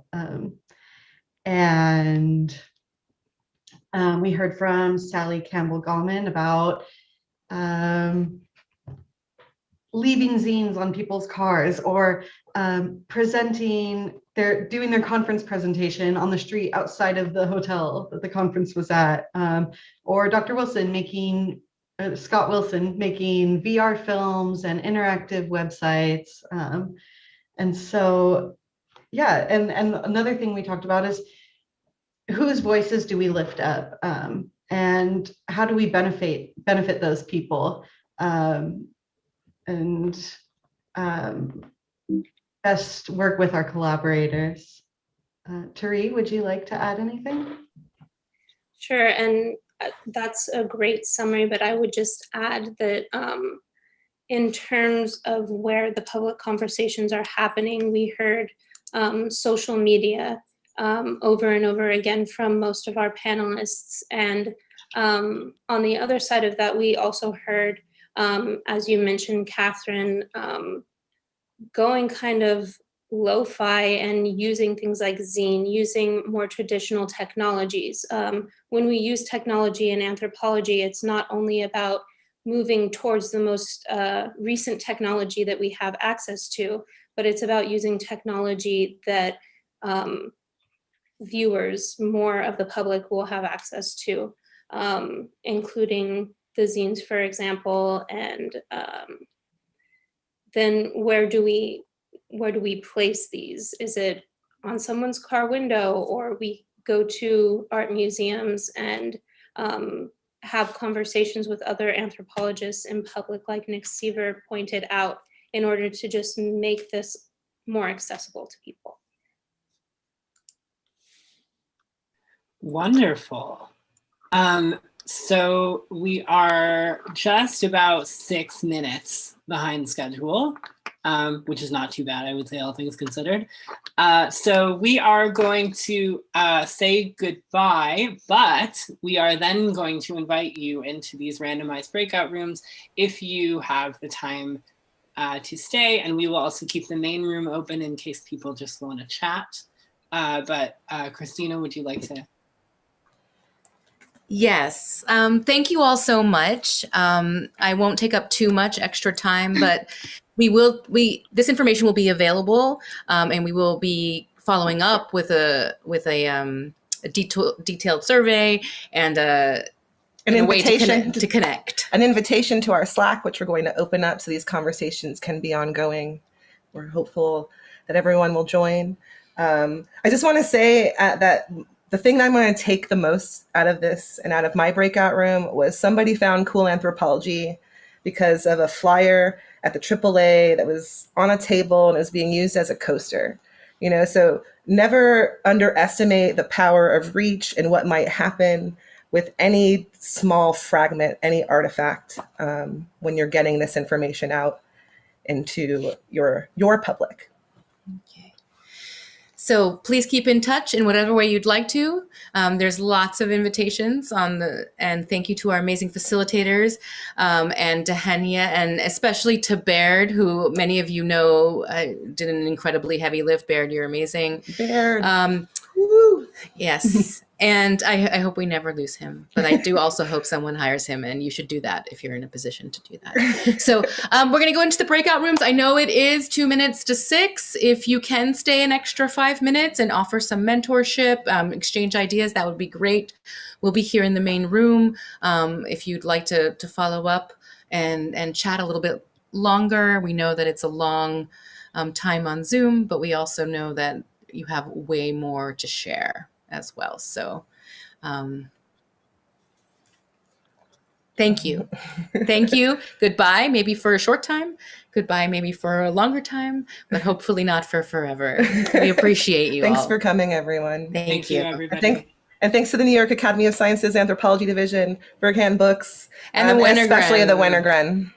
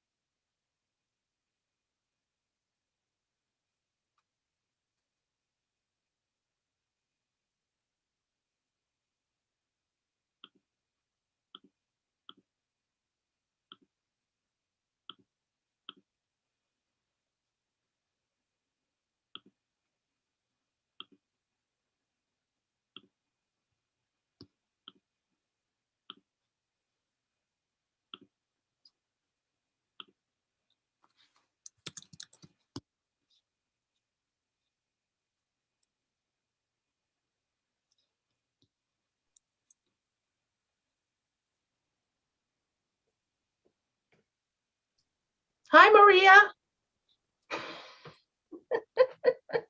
Hello, Elizabeth. Hey, Tom. How you doing? Right. How about you? I'm all right. I was in a room by myself, so I came back. Me too. Yeah. I'm sorry about that. They were randomly assigned, and then some of the people who were randomly assigned left. So that's no problem. This might be our best bet for a sort of general casual discussion. Yeah.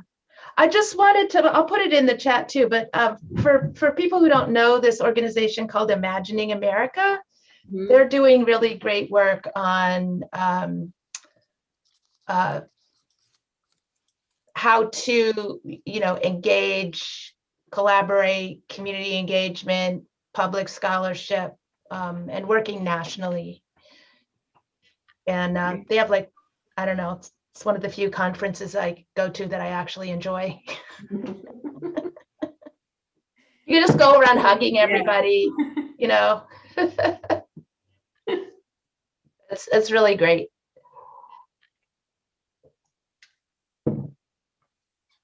It is. Hi, Elizabeth. Hi, Maria. Have you done? I got lost for a minute there. I was in my own breakout room by myself, but I know, right? I'm in the breakout room by myself. Yeah. Well, Better than the breakdown room. yeah. Hey, yeah, there's that too. Especially these days. Especially these days. I don't know. I care about this a lot to spend 2 hours on Zoom with it because I am just done as far as classes and meetings and everything else. It's crazy, but This is It worth it. is. I saw something, speaking of Zoom fatigue, I saw something on, I think it was taken from like Business Insider, where they were talking about combating Zoom fatigue. And they're like, what you can do is turn off your camera. You can minimize the window so you don't see other people's faces. You could get up and walk around while you do it. And the commentary was just like, I think you invented a phone call. Like, I think that's like the way that we make like Zoom better is just on the phone. And then of course, innovative.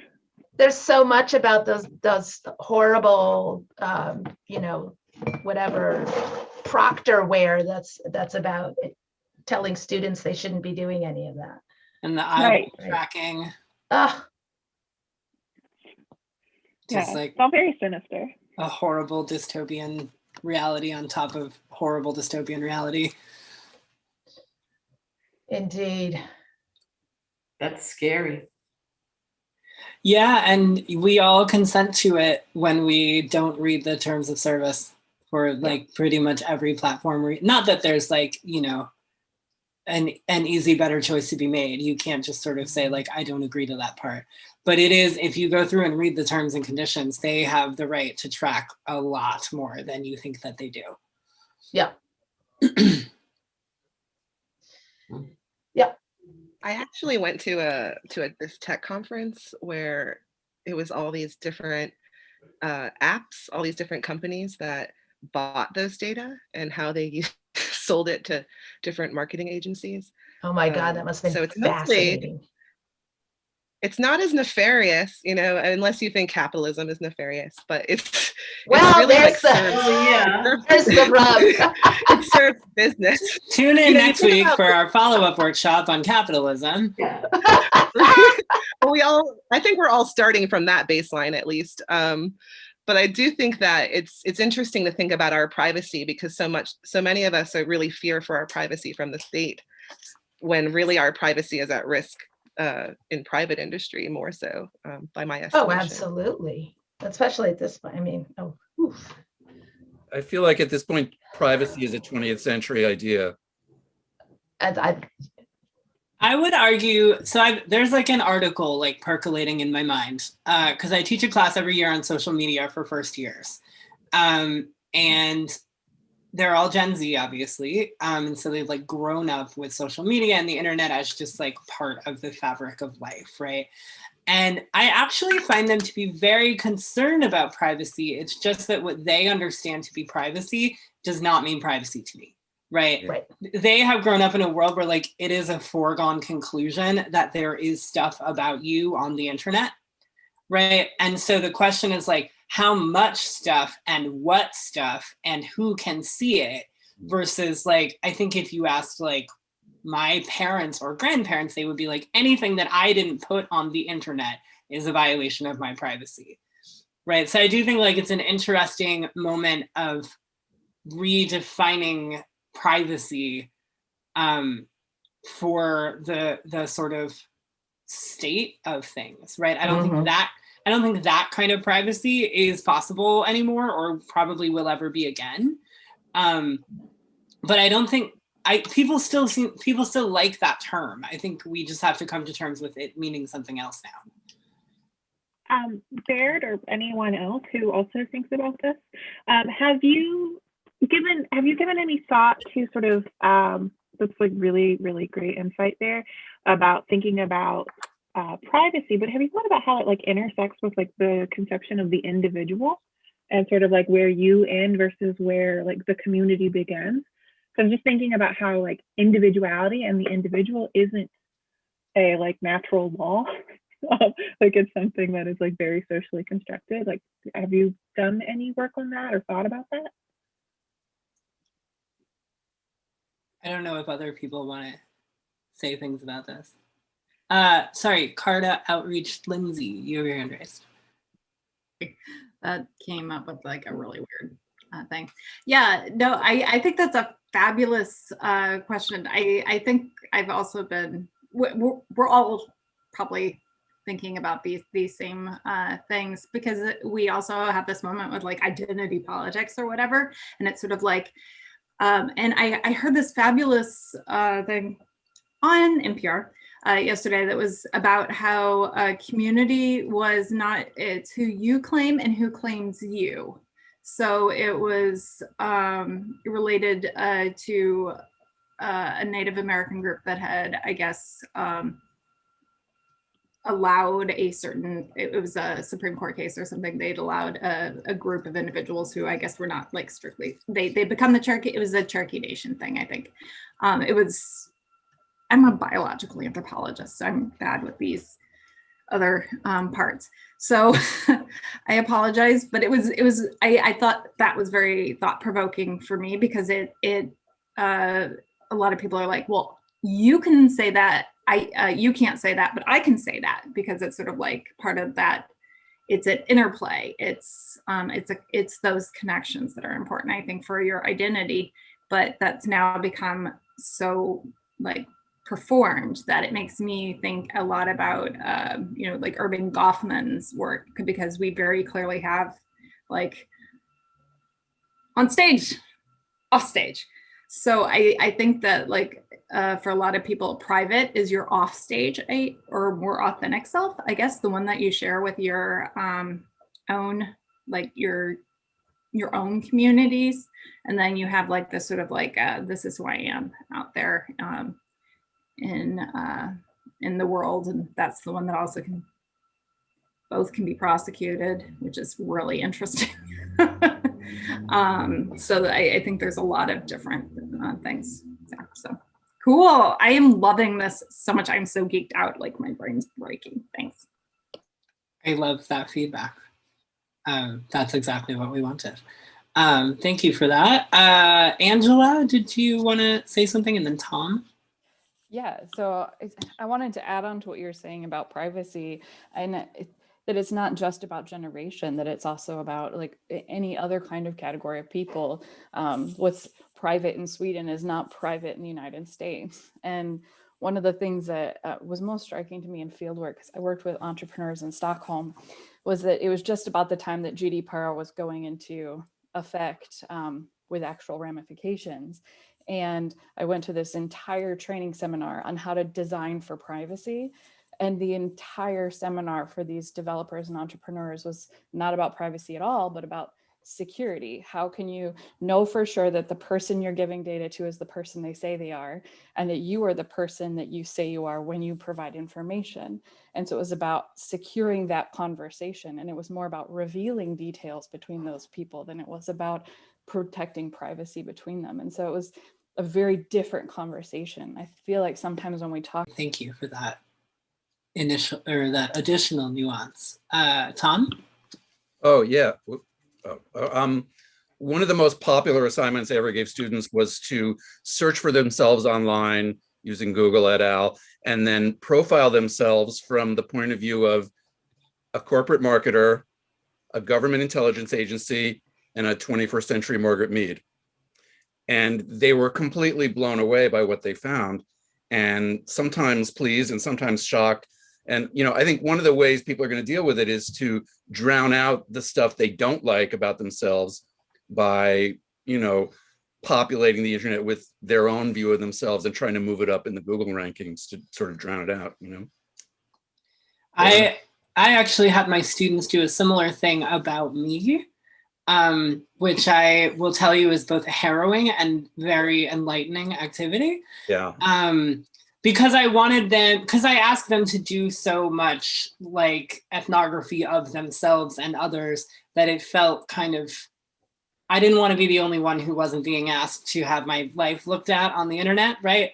But it was really to show them like, we did it on like the second day of class, right? And it's like, you know virtually nothing about me yet at this point. What are the things you can find about me, right? And you can find out quite a bit about me online, and you can find out quite a bit about everybody online.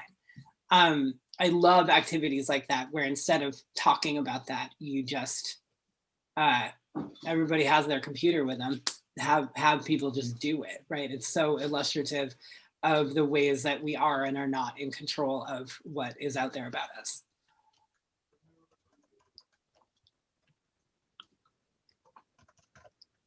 Akil, are you raising your hand?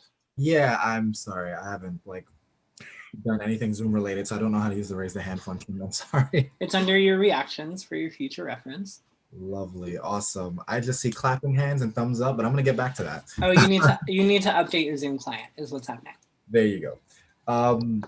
Yeah, no, I think this discussion around like multiple publics and how to engage with such is fascinating, just largely because coming from a sort of US Black Studies perspective, quite often for a lot of Black communities, what the public or what the private is blended simultaneously within the public space.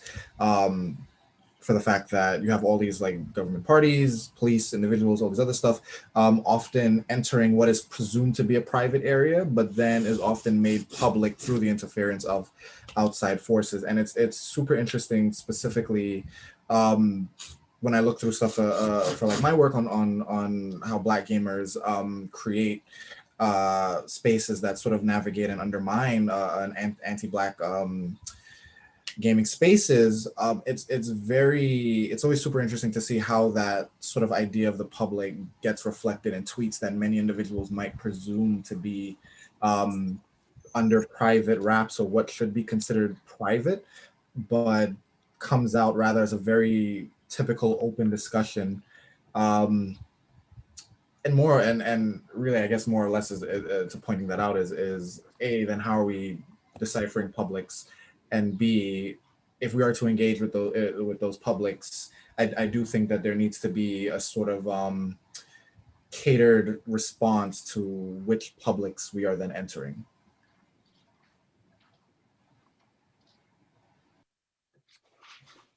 Any thoughts on that? I think there's a lot of great stuff happened there.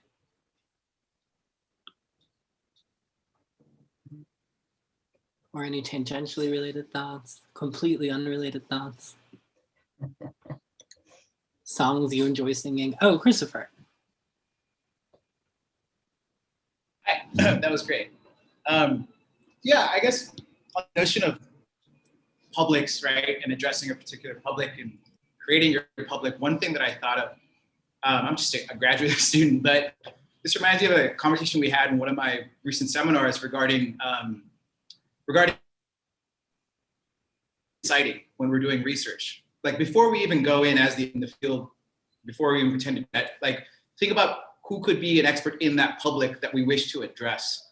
Rather than constructing the public, look for the experts who might exist in that public sphere already.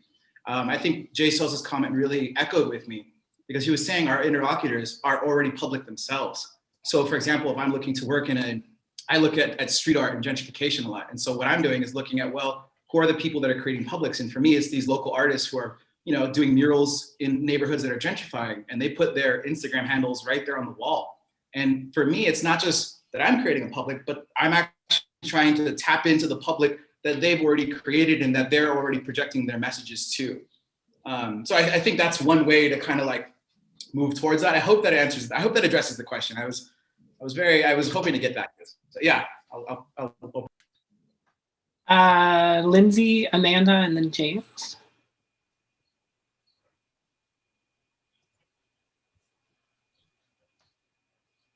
I'm actually going to move back to. Okay, Amanda, and then James. I've been thinking a lot through this conversation about how we be strategic in the way that we're engaging with certain people so that we get them to want to work with us. But then as anthropologists, sometimes we're put in a position where if we're working with a community and we see that we have their best interests at heart, sometimes the people that we would need to interact with who are capable of making change are doing violence on them. So how do we do this balancing of being with the community and letting their truth stay still, but also balancing that if we portray the other people as the bad guys, then they're not going to work with us, even if what they're doing is like really bad, if it's perpetuating violence in certain ways. Like, do we do it in a way that these are your intentions, but these are the things that are actually happening? How do we negotiate this in like the real doing of it in public spaces?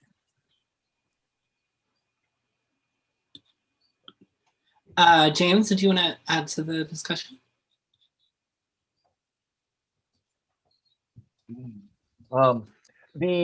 Which publics, addressing the publics in terms of Akil's point, I like that. I try to focus only on the public. I support kind of Levi Strauss's search for identity and have failed. I don't think Levi Strauss, I totally believed in mind, but he could never find identity. At least he never referenced it in the readings that I've seen. So I'm much less interested in private parts than I am in public parts in that sense. But seriously, the more we can focus on these publics, whatever they may be, as Akil pointed out, because some of the publics are, private or whatever. I mean, they're not. No one wants to mention that they're part of that group. All the people who voted for Trump never admitted it. But they did. So me and my work with my students is very much dedicated to the impact of these individual actions, rather than the individual's responses to them. Great, and I think that kind of begins to get at the question that was asked by a face that has disappeared. Amanda, I think.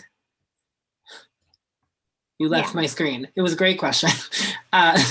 This question of what do we do when the thing that we would need to do the correct thing involves sort of also interacting with the quote unquote villain of the movie, right? And I think a great way to think about that is through this idea of actual impact. Lindsay, Christina, and then Angela. Saying I want to stand back, but I'm just like, oh my God, this is so awesome. Well, you stood back, so you can now stand forward again. Okay, and then I'm gonna run probably right to the back again and stand again. One thing I find is interesting. I'm not a social anthropologist. And one thing that I've definitely found, and I'm sure that you guys are all aware of, is how very strongly a lot of biological anthropologists are really not anthropologists. They're biologists who are bad at math and can't get in those programs, and are so not interested in anthropological questions or in engaging with that kind of thing, so they just write it off and don't take the classes. So anyway, in trying to reverse engineer and learn social anthropology and community work when I was living in South Africa, I found, well, of course, I am not the person that the group of individuals that I was interested in speaking with the most, which were typically historically underprivileged groups, having to learn those different terms there, that they're looking at me and they're like, what the heck is your angle? Also, I look like money, and that's fine, because I'm looking at how must I be making what I'm doing valuable, because so many of the biological anthropologists are broader impacts. They're like, oh, well, I'm going to share this information with the group. And they're like, yeah, thanks for that. We're really interested in learning what we already know about ourselves. But that's totally okay with a lot of granting agencies. And I think a lot of granting agencies need to step up and recognize that one of the things that they can do is take out of, because I now do advancement, is they take out of their grants the clause that you have, that it's paying the rate within that country, because that is BS. So many people, so many Americans go to South Africa and they're like, oh, well, don't tip more than 10%, because that's a lot to them. And it's you know what's a lot?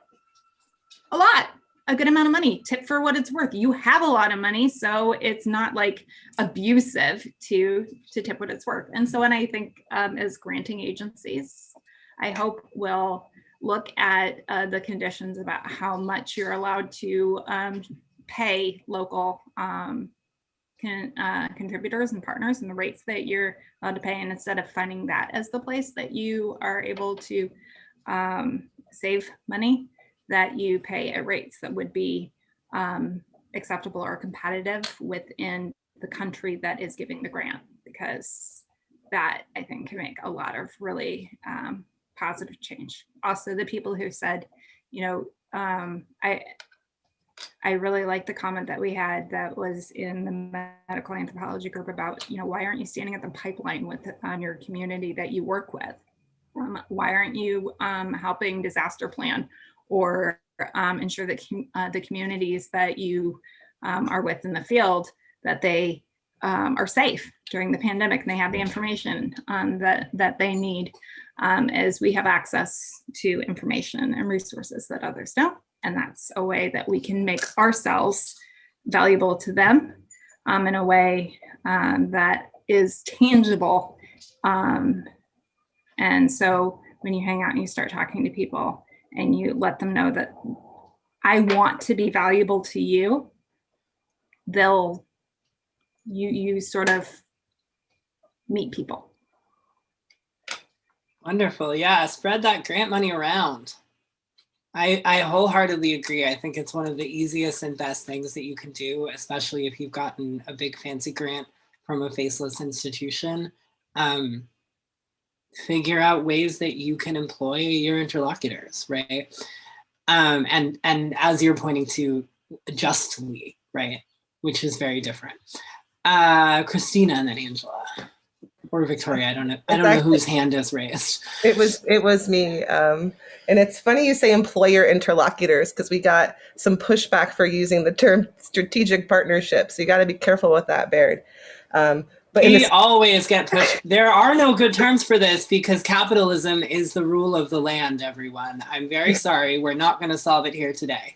And that's what I really want to speak to primarily is meeting people where they already are. You know, I think like taking some of your precious energy and time, whether it's funded or not funded, if you can think about how things can move in different spaces, but be the same thing. We use the term transmedia storytelling, but that means like are the images and the infographics and the data that we collect and produce can live in different spaces. And so it can be a poster that anyone can download and put in their anthro department, or it can be a web page, or it can be a post on social media. So we really try to think about our effort and how we can be in as many spaces at once with the same effort. And that's something I wish that we had more time to talk about in the tech and art space. There was like amazing conversation happening in there. And Chris, we missed you. You're talking about street art. There was some real radical anthropology going on where people were leaving their poster session and doing their poster sessions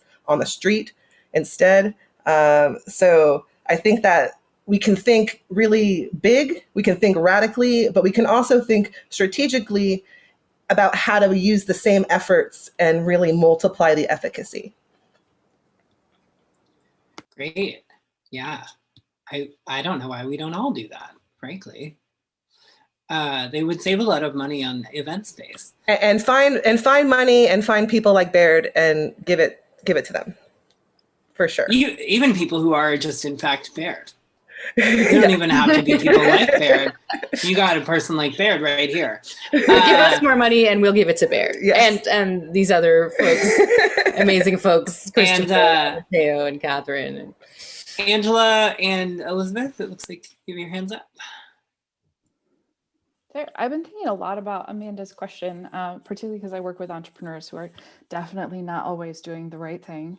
And even when they mean to, the way I've been trying to approach it is instead of seeing our relationship, one of like, you know, what can I do for them to make their business better? Because in their idea, that's like, you know, dispense insights for design, which, you know, isn't great. And then they co-opt that and use it however they will. But instead trying to change that relationship to one of collaborative strategery, right? So instead of saying like, I'm here to dispense insights, rather I'm a strategist who can sit next to you. We can find the places where we are aligned, even if, you know, we don't agree on the outcomes or the methods.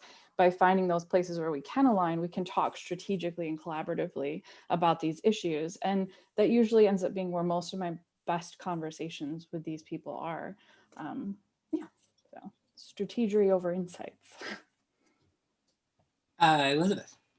Yeah, just quickly-ish. Just a little plug here and there. I'm on the planning committee for the next version of Distribute, which will be spring 22, which is terrifyingly close. And that's what the joint biennial meeting between the Society for Cultural Anthropology and Society for Visual Anthropology. And a lot of what we already know, although we have articulated zero at this point, that we're going to want are these very playful, experimental, non-off-the-shelf kinds of ways of presenting and disseminating information, ideas, and knowledge. So just sort of, this, and I face this a lot with the journal too. People will say like, well, I don't know. I mean, does American Anthropologists accept journals like that? And I'm like, I'm the boss. I get to say yes or no. It's up to me, right? So yes, they do right now. Good to know, I will say. Good to know. Yes. So while I'm the boss, feel free to, ask me. But anything you may have heard about what American Anthropologist was like 20 years ago is no longer in play. So these moments where, some of this is about training, right? And the kinds of training that need to start happening. But also, again, those opportunities for people who may be exploring those things to, certainly in these, right now, these more academic spaces, put those things into the space. So I'm just saying to you, I have access to some of those spaces where you can put those things. So be in touch. Great. And one of the things that we will be sharing with you, in the next little while, will be ways that you can all stay in touch and hopefully collaborate on exactly this kind of thing. So hopefully it will be very easy for you to get in contact with Elizabeth and others. The Baines Costa household. Costa Baines, I don't know. It's Costa again. It is Costa. I always the move up bullet point is for people like me who should probably listen more than I speak. But I'm just excited to hear about what you were saying, Elizabeth, because I think so much of why we wanted to have this event was because there aren't so many spaces, that especially high profile spaces with high profile prominent anthropologists putting credibility on this work. And we were hoping Cool Anthropology could be a space where other public scholars could present their work. And we are working with a few different scholars to present their work on our website. Certainly we promote and help people learn about ethnographers through our social media and our projects. But I think that space and that evangelism for this work is so important. And to hear that it's at the level of the American Anthropologist is incredible, because we are thinking we have to forge it and maybe make new structures for public scholars. But I think going through existing structures and transforming them would be so much more effective, so much more quickly. Let's collaborate, right? I mean, Yeah, that's part absolutely. of, because it does need to spread, and there's a lot of stuff out there. Yeah. And that's what we're learning. The more people we speak to, especially senior scholars who have been doing this for decades now. Mhm. I'm going to shout out to Elise Watterson, because like a conversation we had with her she gave us 90 minutes of her time, and it completely transformed this event, completely transformed the way we were thinking about this. So, and then she said there was on the AAA website 15 years ago, she and a team put together guidelines for public scholars so they could get credit within the academy. And we didn't even know that existed. Christina got tenure without those guidelines. Yeah. And Imagining America has a really good, they've paid a lot of attention to that. So they have really good guidelines for getting credit for your public scholarship. as well as good networks because they work a lot also with like presidents and deans. So for legitimizing all of that. Yeah, that's wonderful and so necessary. Yeah, I asked Augustin Fuentes, he was here, I guess, to write me a letter for my tenure packet because nobody understood at my institution how anthropology was meaningful in terms of the work that I do. So that was wonderful, but it's great to have this network and these guidelines and, and rigorous to make it, too, I think that like, that's the thing is you bring your expertise and your training to that work also. Absolutely. Yeah. I love your youcanbookme.com book time. It has made my life worth living. Like anybody who's kind of a little bit busy.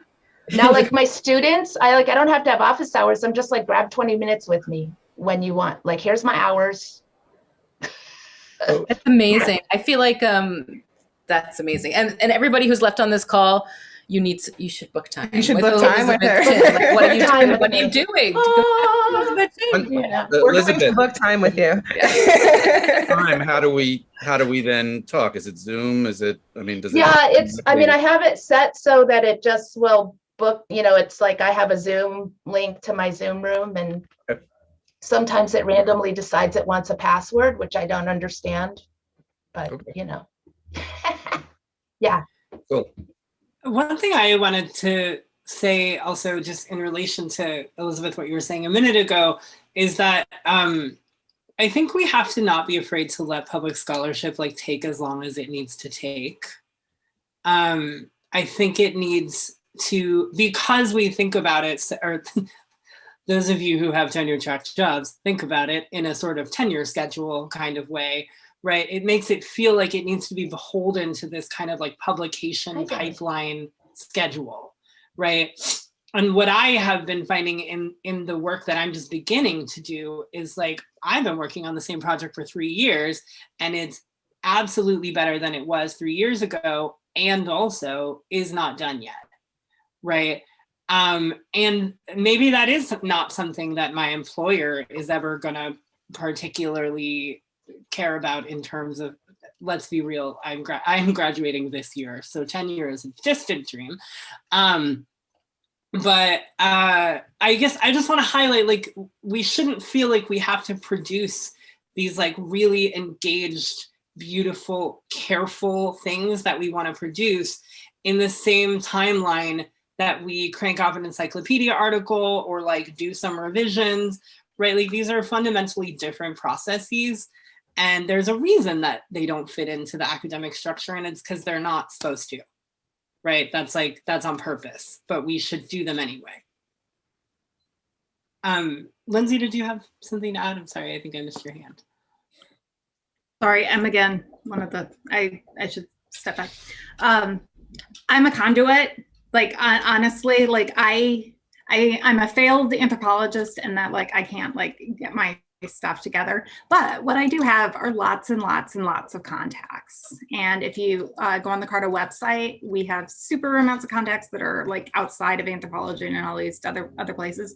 And I collect people on LinkedIn and around the world.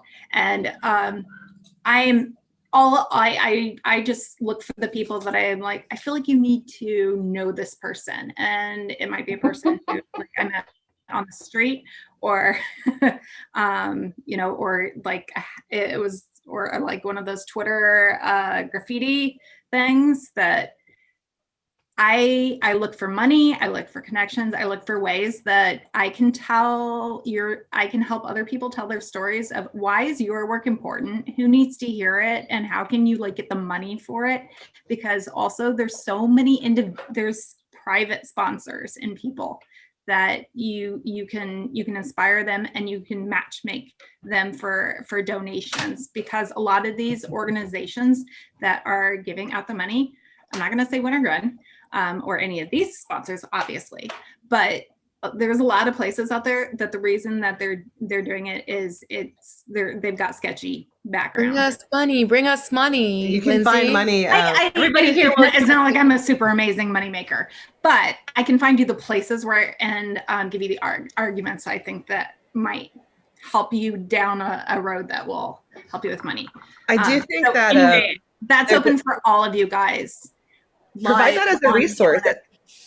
Provide that as a resource, like an open document. I think that I come from the tech industry. I do a lot of open source advocacy.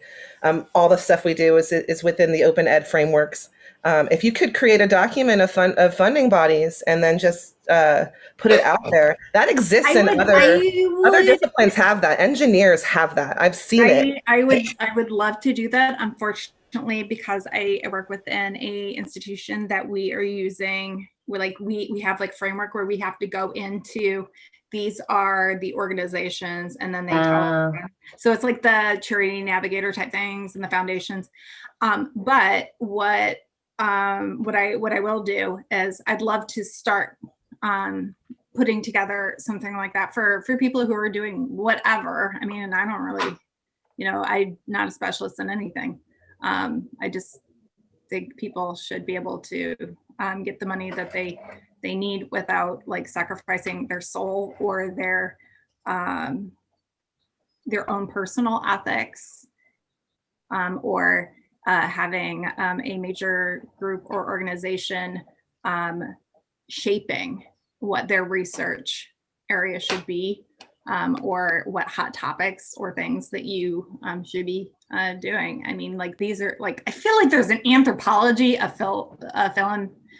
philanthropy that I need to, that's probably a thing. I'm sure that's a thing. Yeah. Okay, so I'm gonna go look that up now. Well, I mean, after I get off this is addictive. But anyway, so guys, hit me up if you have ideas for where things could be done. I don't sleep a lot, which is my All right, thank you, Lindsay. Jenna and James. Okay, sorry, And my Jenna's cat is really eager. Never apologize for your cat. No, never need it. Okay, so I have a question for you all. Some advice would be helpful. So I don't really want to go into academia. I don't think I'd be able to handle a PhD, and I don't think I want to be a professor. What I really want to do is tell the public all the cool things about archaeology and different archaeological finds. I'm really interested in the Paleolithic. And so I'm just wondering, like, what are my job options if I don't want to go into academia? Like, who's actually going to hire me to communicate this information? Because that's really all I want to do. And I don't necessarily just want to be a journalist either, because I think, well, based on my ethnographic research that I've done for my master's thesis, I'm not sure that journalism is always the way to go, and I'm really interested in fiction and being creative, but I don't necessarily need to do that either. I kind of am, like, in my degree, trying to be a jack of all trades. So like I'm helping on the grad journal. I'm the co-editor in chief. I started a podcast. I've done some workshops in conferences. So I'm trying to do everything here. But yeah, so I just don't know what my career options are, and I want money when I graduate eventually. I mean, I know museums are often looking to hire essentially like informed public relations people, right? Like there are whole wings of museums that are like, we have this thing, but how do we make anybody interested in it, right? I have several friends who work in like museum programming and design. That might be something to think about. You might also think about like curriculum development. I have a friend who got a great job doing curriculum development. She's an anthropologist, doing curriculum development for the public schools of, I want to say Norman, Oklahoma, which is a heavily Native American school district that has particular needs and particular challenges. And she finds it super fulfilling and also gets to use her anthropology background all the time. Those are just two things that occurred to me. I don't know if people have other ideas. Thank you. I can say something in terms of, and then I'm going to hijack it because my hand was up too, but Jana, I love the curriculum idea. I was thinking the same thing. Anthropology of education is my area. publishers have a lot of money. At least the P12 publisher body, kids have to, and it doesn't matter what, sadly. In terms of that angle, but it's true, you are shifting out, as it were, of the authority of anthropology. But that might be a good thing. What Baird was saying, now I'm shifting to my topic. This point about where we're headed, what is our goal? I've often thought of the distinction between, am I a crusader or am I a virus? And the crusader is, you shall follow anthropology. It must be public, it must be publicized and popularized. The other side of it, though, the infectious disease model is kind of like Margaret Mead. She sold anthro like a warrior, but the word culture became, common because of her work, and there's a lot of secondary effects that just kind of, but sadly we don't get credit for it. Maybe that's some sort of Zen sort of thing, like we're not going to let your ego get this. But Conrad Arnsberg had this same conundrum. He was one of the founders of the Society for Practicing Anthro, SFAA. The name of the journal is called Human Organization. That was, I think, his original name for the society, because he didn't know to call it applied anthro. What does that mean? That's something to sell. Whereas what we're really interested in is human organization. And I think some of our struggles are that, in terms of struggles like this. I mean, I have an institute, and we do this because we have two different things that we're going towards, which we're trying to do. But anyway, back to Jenna. She's the one who needs a job. Does anyone else have any advice for Jenna? Tom does, and he's got his hand conveniently raised. Just museums for sure. There are government positions, all kinds of heritage groups. Whenever a foundation is being excavated for a building, if they hit on some, important artifacts or even remains, then everything stops and they bring in consultants. But it just so happens that at the moment there is a hit TV show and a hit movie about archaeology. And it's like the pandemic phenomenon of the month.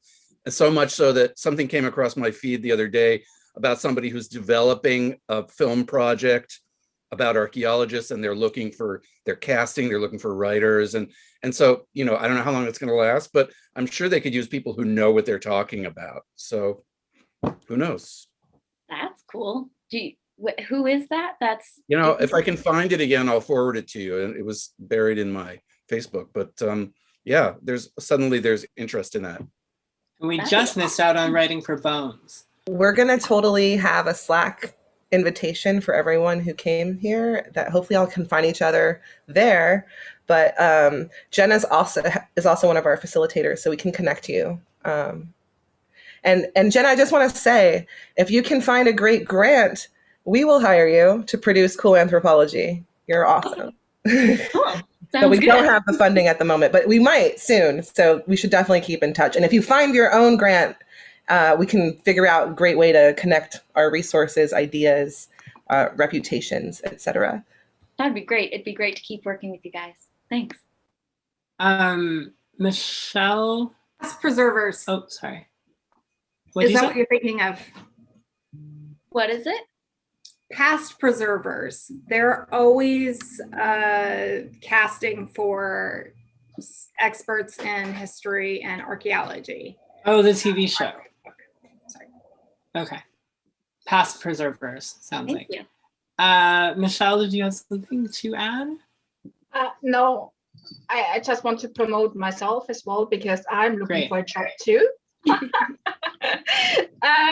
So unfortunately, or maybe not, I did a PhD in, and I'm an academic actually in the UK, and I'm a medical anthropologist working in global health and public health and health system strengthening. And here in the UK, it's all about academia, and I want to go into applied research, into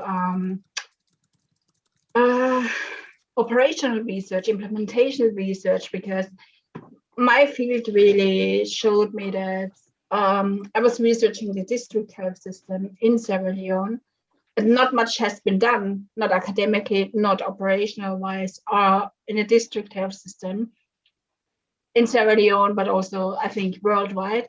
The focus is either on the national level or on community level, and I think the district level brings so much to the discussion as well. But what is really research and anthropological research without engaging, without having an applied stance, without informing policy, without informing implementation? So I was wondering if someone could give me an advice how to make the transition into applied medical anthropologist here in the UK. I mean, if I find a 5-year position in the US, I will uproot myself easily and happily, but not just for 1 year. So that's my question. How can I become a more applied medical anthropologist in a very academic environment in the UK? Any advice would be greatly appreciated. Thank you. Anybody have any advice for Michelle? Am I the only other one from the medical anthropology group? Gosh, I don't know what my advice is. I think there was a lot of very fascinating advice given in the medical anthropology room, but something that really resonated with me, something that Matthew Wolf-Meyer said, when he was like writing for medical journals, right? So and also sort of making your work relevant to the place. So if your work is in Sierra Leone, you want to make the connections, the parallels between what's happening in Britain, if that's where you want to stay, and also like inserting yourself. Every location. I mean, I'm open to relocation as well, as long as I can have a longer position there, right? Right. But to kind of maybe start sort of local or parallel research and then publish in these medical journals. So it's sort of like you won't limit yourself maybe to an anthropology department, but perhaps like a public health department or a department of medicine. I always thought it would be like the most applied work. And I talked about this a little bit in my panel, is like I teach at the Graduate School of Public Health. And even just just inserting a little anthropology into public health feels like it's a very powerful moment, doing that. So if you're open to doing academic work, but in another setting, I don't know. Yeah. I think that, there's many different avenues. I don't know there's like a key to securing an academic job, but I thought that some of those suggestions were really good actually if doctors are using your work already, and you can go to a medical anthropology department and say, yeah, I'm actually inserted already. Well, we do know folks that you went to school with at Oxford who went and worked for government, and do. But Michaela's not interested in that, or Michelle's not interested in that. And what? Working for the government? Yes, of course I am. No, she's saying she wants to be more applied. So, okay. So we know someone who has been very successful that went through medical anthropology for a DPhil and then is now working for the Mexican government. Right. This is what I want to do actually, split my time, academic work, but also then apply it and, advisory work for governments as well. This is what I'm looking at actually. I think, maybe this is just anecdotal, but I know a lot of medical anthropologists, and I feel like more and more people are realizing that there are certain interventions that don't work, and that anthropology bringing an anthropologist to the team or to the table can be beneficial. So I think that sometimes I think we still have to sell ourselves a little bit. The call may not immediately be for an anthropologist. It may be for a social scientist or some kind of research analyst. We do have a friend though who worked for Planned Parenthood in Latin America, and when she found out Christina was an anthropologist, and this was over 10 years ago, she was like, oh, that's really good because it's emerging. So folks at Planned Parenthood doing public health projects around the world were looking for anthropologists to connect in. So I think a lot of that might have to do with your own research and how to connect in with NGOs doing some of that work. But you might want to look to NGOs and government positions just to get you started. Because once you're rooted and get a good reputation for yourself, I think that it's not that difficult to pivot. I mean, it's always difficult to pivot. I shouldn't gloss over that. But I think that a lot of the times just getting your foot in through the first door is the biggest hurdle. And after that, your career is rolling. Okay, thank you so much for that. I think we have Mateo next and then Kristen.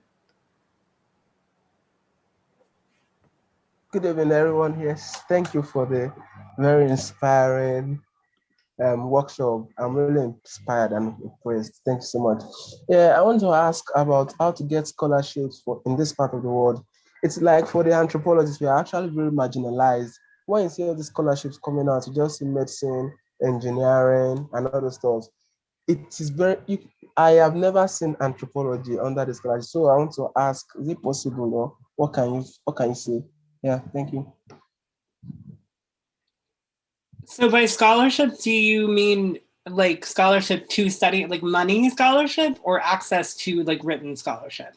Access to books and scholarships. There's a whole world of internet resources that exist on the margins of legality that I would be happy to send you an email with.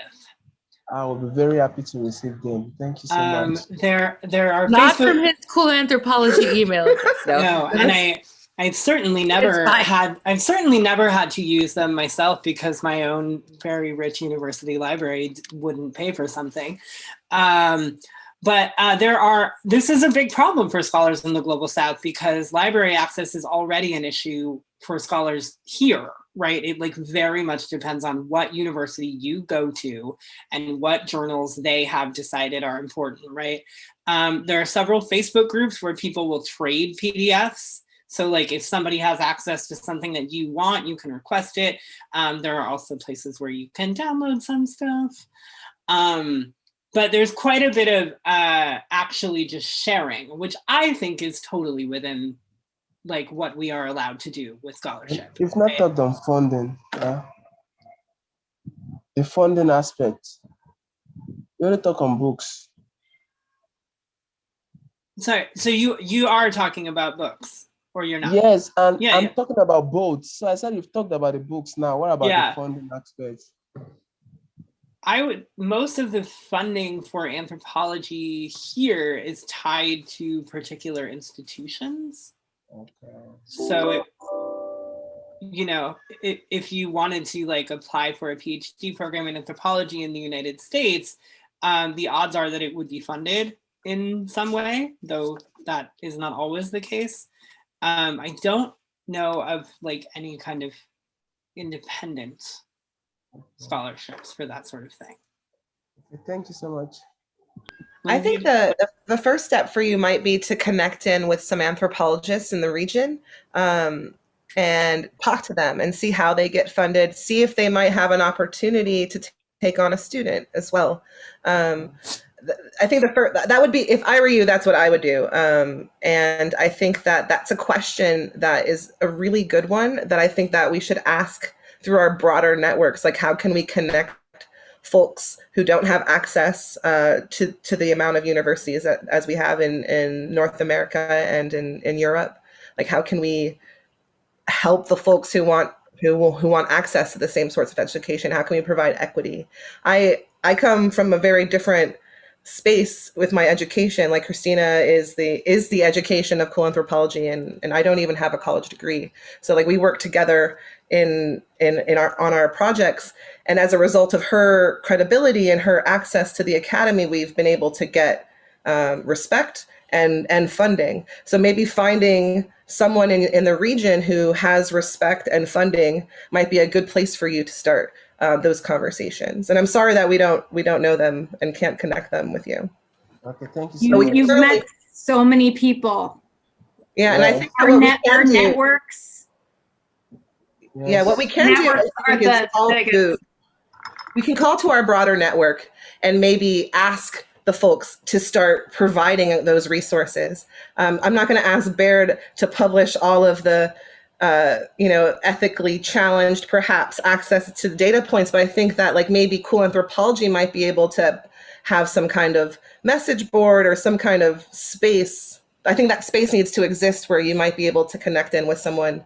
There's probably a good amount of researchers doing research very near you that are American. So certainly we should be able to connect you with those folks if we can. So I was gonna say that as well. It occurs to me, so I go to Rice, and our archaeology program, they basically exclusively take graduate students from Africa, because they basically exclusively do archaeological work in Africa. And so they have a sort of ethical commitment to hiring people on the ground.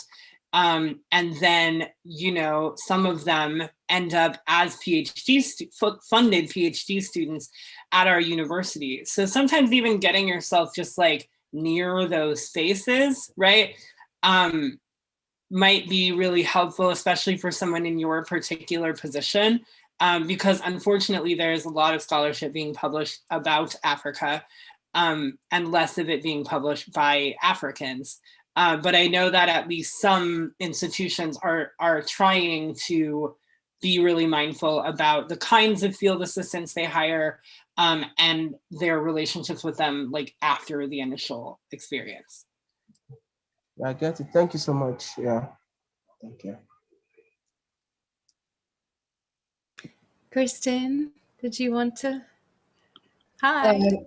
Hi. I wanted to say there's also Fulbright has programs for students abroad to study in the US. So you could look up, there's several other scholarships besides Fulbright. If you have a scholarship office at your university, go there. Okay, thank you so much, ma'am. Yeah, thank you, ma'am. I just wanted to mention, I'm kind of on the other end of the spectrum from those of you looking to study or looking for a job. I just retired from a job, and I just wanted you to know that there's life after academia for those who got stuck in it one way or another, luckily or not. And it's really been astonishing to me in some ways to find how applicable everything that we learn as anthropologists is to the concerns of the small rural communities in which I find myself now. After being an urban anthropologist for a zillion years, now I am in this very small environment where every single office of the local government needs volunteers. And I'm sure that's the case all over the country. Most people who have a job just don't have time to do that stuff. But if you are a student still, you may want to think of volunteering for the commission on one thing or another of your town. Like I just applied for the housing commission in my Tillamook County. And I applied in the fall. I didn't get it, but they asked me to apply again because they said, don't change anything in your application because we loved it. So they want people that speak differently about local things. And we bring a big picture perspective that is really missing from a lot of small communities. Not surprisingly, we all know how to drive a car, but we don't know how the engine works. You don't have to know that to drive.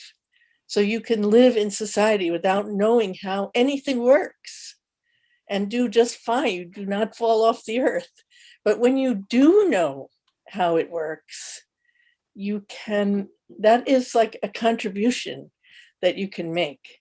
In addition to just reading and writing, astonishingly enough, and writing grants for all these little nonprofit organizations that are like astounded that you can do it.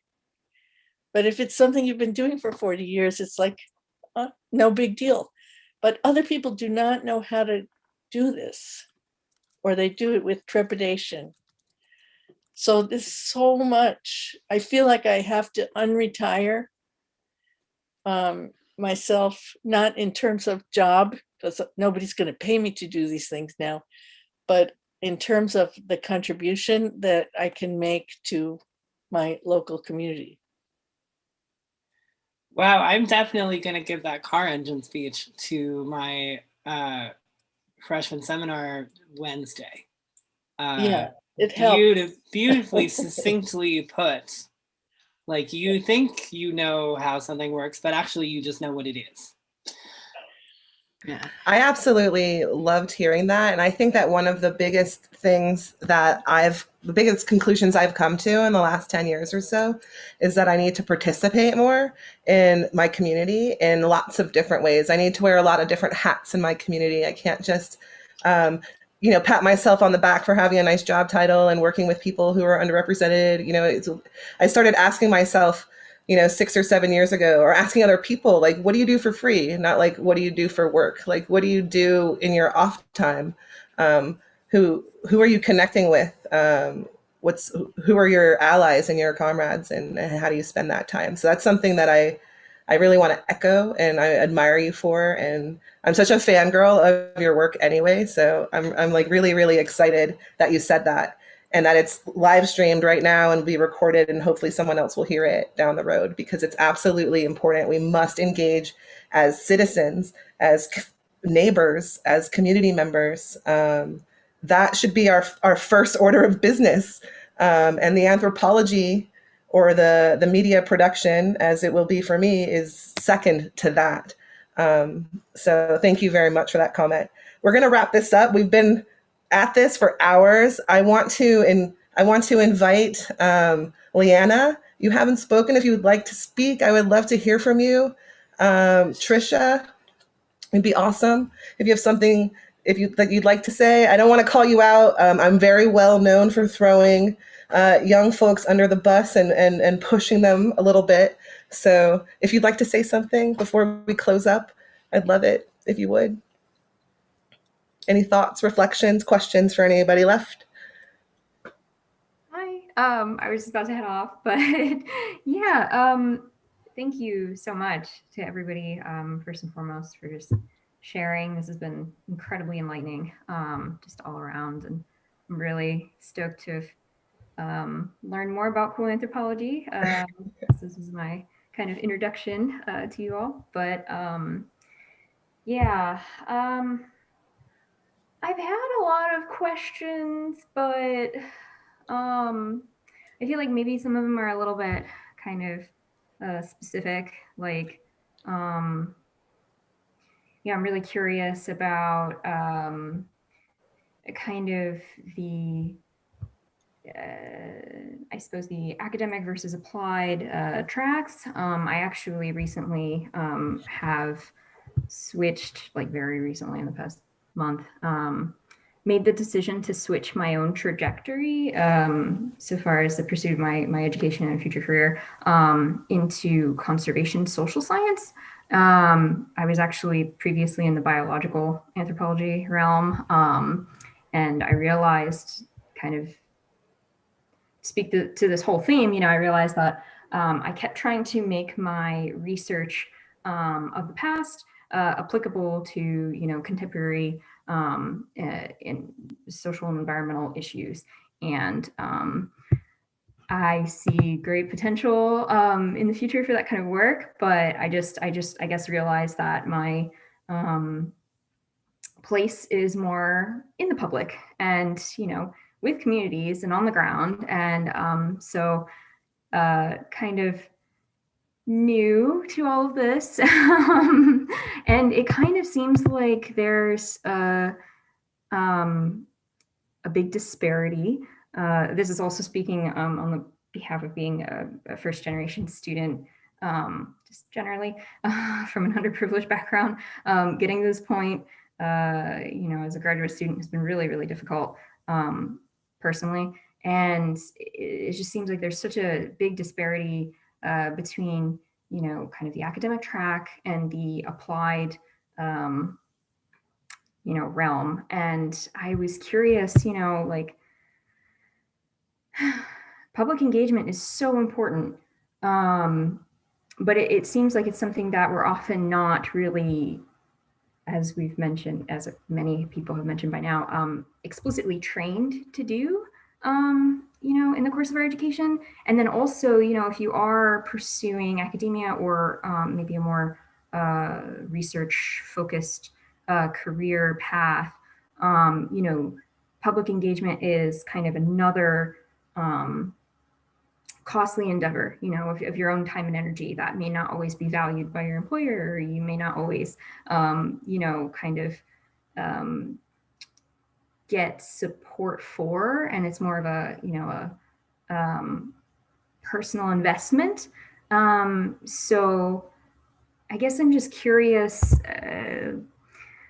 what you guys think of the trends with regards to all that. Like, you see science communication becoming more of a profession. And I've learned about professions I didn't even know existed within this realm of kind of, being more publicly communicative, and that's your role.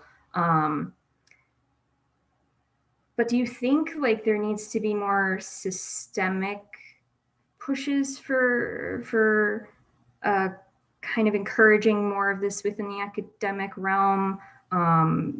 Or do you think, there's a certain level, I guess, of engagement that individuals can have, while also trying to balance, their research and, trying to keep up with the publisher perish culture and, all of those expectations as well.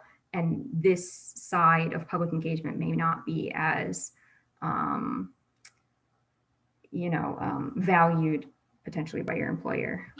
How do you mediate, I suppose? Yeah, no, I think it has to come from both sides, and that in our last public scholarship workshop, I kind of gave a kind of a directive, or not a directive, but a suggestion to all senior scholars like myself. Like, it's our job, right, to change the academy so that this kind of work is given the value.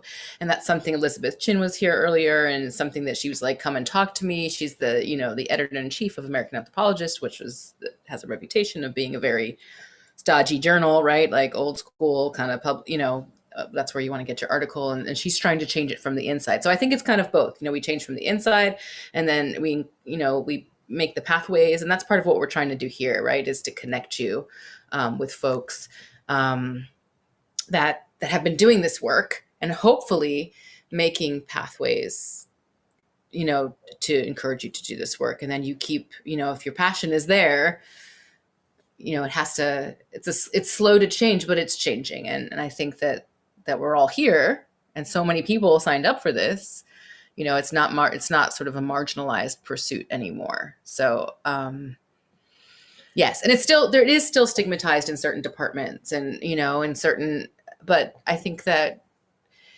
it's up to us to kind of make a case and to show the impacts, And I think if we're doing work that's anti-capitalist, we were talking about capitalism briefly earlier, it can't be for clout or money. We need to just do the work that needs to be done. We can't wait for others to do it, and we can't wait for the funding to do it. And so I think so much of what has driven us, and Christina and I have never been paid to do this work. Christina's gotten a little bit of credit within the academy. Augustin Fuentes wrote her a letter for her tenure packet. But like, really, we just do it because, journalists are calling economists, and they're the ones who are writing the stories and writing, our cat scratching herself, sorry. They're the ones who are writing the history books. They're the ones who are shaping public opinion. And we just want to raise up anthropology itself, so that folks know about it and know about grounded research. They know about ethnographic methods. They know to trust qualitative research, and not so much statistical analysis that's done in conference rooms. Like, that might be a good place to start thinking about things, maybe.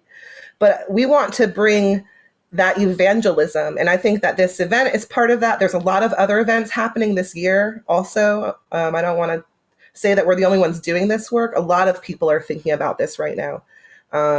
And a lot of senior scholars are putting their names on these things. And a lot of folks without tenure, a lot of assistant professors out there are doing this work, even though they're not getting credit for it, and just being good community members. So yes, I want you to get credit as an anthropologist. I want you to get a job.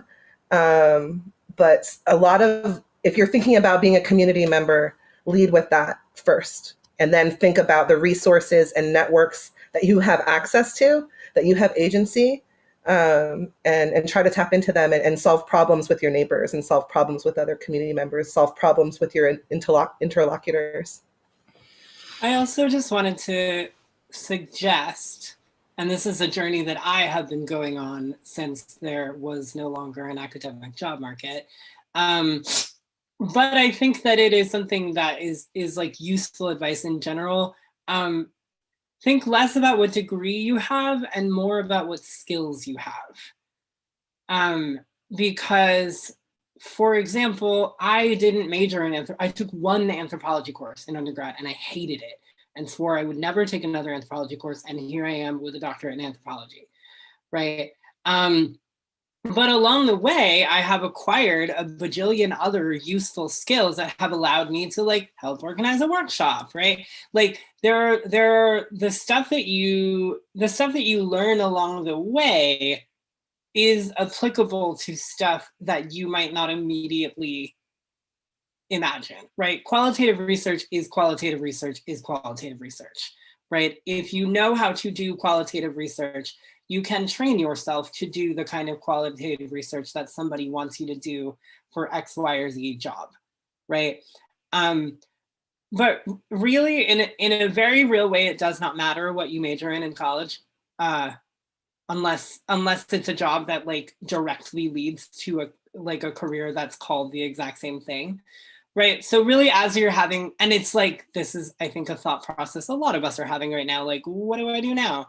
But really think about like the tangible skills that you have learned during your education and also outside of your education that can help you get to the place that you want to be, not just what it says you majored in. Thank you. So I think that we did say we'd be here until 7. I really appreciate everybody staying and the conversation, and Leanna for stepping up at the end. I think that we probably are gonna say goodbye. But before we say goodbye, and it's so nice to see those of you that have stayed to the bitter end. But before we say goodbye, we just need to give one final shout out to Baird for all his organization. And I promise I'll stop emailing you now. Maybe after, I shouldn't promise that. Maybe in like 2 weeks I'll stop emailing you. Yeah. I was gonna say you might get one more email. Those of you, or 2. My inbox is just full of job opportunities. A whole other level. A number of unread messages that I was unaware could happen. But I had a really fun time doing this, and I'm already getting messages from people saying how great they thought it was. So thank you all. Thank you all for being here. Thank you for contributing. Thank you. There'll be lots of follow-up, right? To join the Slack, to connect with each other in various ways. We'll have the Jamboard information available. So many different ways to keep in touch and keep the conversations going. Doesn't all have to be through us. Hopefully it was a space where you connected with other people. I know that Jim has reached out to a couple people with information. Thank you very much. An awesome professor, anthropologist up there. And there's so many connections that have been made. Kristen, that was amazing. We actually are going to go to a community garden compost center meeting. Yeah, we're going from this to that. To a community meeting where we the last drop. I've been like I'm trying to like get the dregs the last little bit. Well, we're gonna keep going, Lindsay. You're gonna be all up in the Slack. I know that, right? You're gonna be everywhere. So if people are gonna be emailing you, everybody has your info. They're gonna be like, help me. Lindsay. And part of this grant that we You'll be got like, from you're Winter not as good at getting money as you said. well, we got a little money from Winter Gren for this workshop, and also Very hard to get workshop and. Well, we also got a little bit of money for a podcast pilot. So a lot of the ideas have led us to, I think, a good trajectory of what we're going to, what the themes will be and what we'll be talking about. So we'll be in touch about so much. Kristen, I think I would love to talk more about your work. I've read now your chapter, and I'm just like such a fan. I want to just like go have a drink and hang out. We do have an edited volume coming out, and two of the authors are on the call, Kristen and Jim. So how to get your research out to a wide audience. Some of these amazing scholars have written a chapter on how to do that in our edited volume called Cool Anthropology. Hopefully it will be out in November by the AAAs with the University of Toronto Press. So we'll plug a couple of the things coming up. Our podcast, the book, an invitation to our Slack, which is kind of scary to open it up to the public. It's just been our various project teams till now. But we're really excited because I think a space is what we need. We need to be having ongoing conversations and ongoing connections to resources. Students and early and career folks need to be finding a trajectory to be good community members and to use your anthropology for the public good. Thank you all for coming. Thanks, friends. We'll see you. Thank you very much. Take care. Oh, yeah, you're hanging there. Wow. Hania, thank you. Thanks for joining us, Trisha.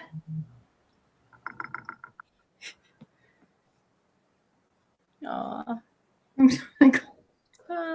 Till it's over. You're gonna have to close it. Bye, guys. That was amazing. Thank you. You won't be able to get rid of me. Bye. Bye.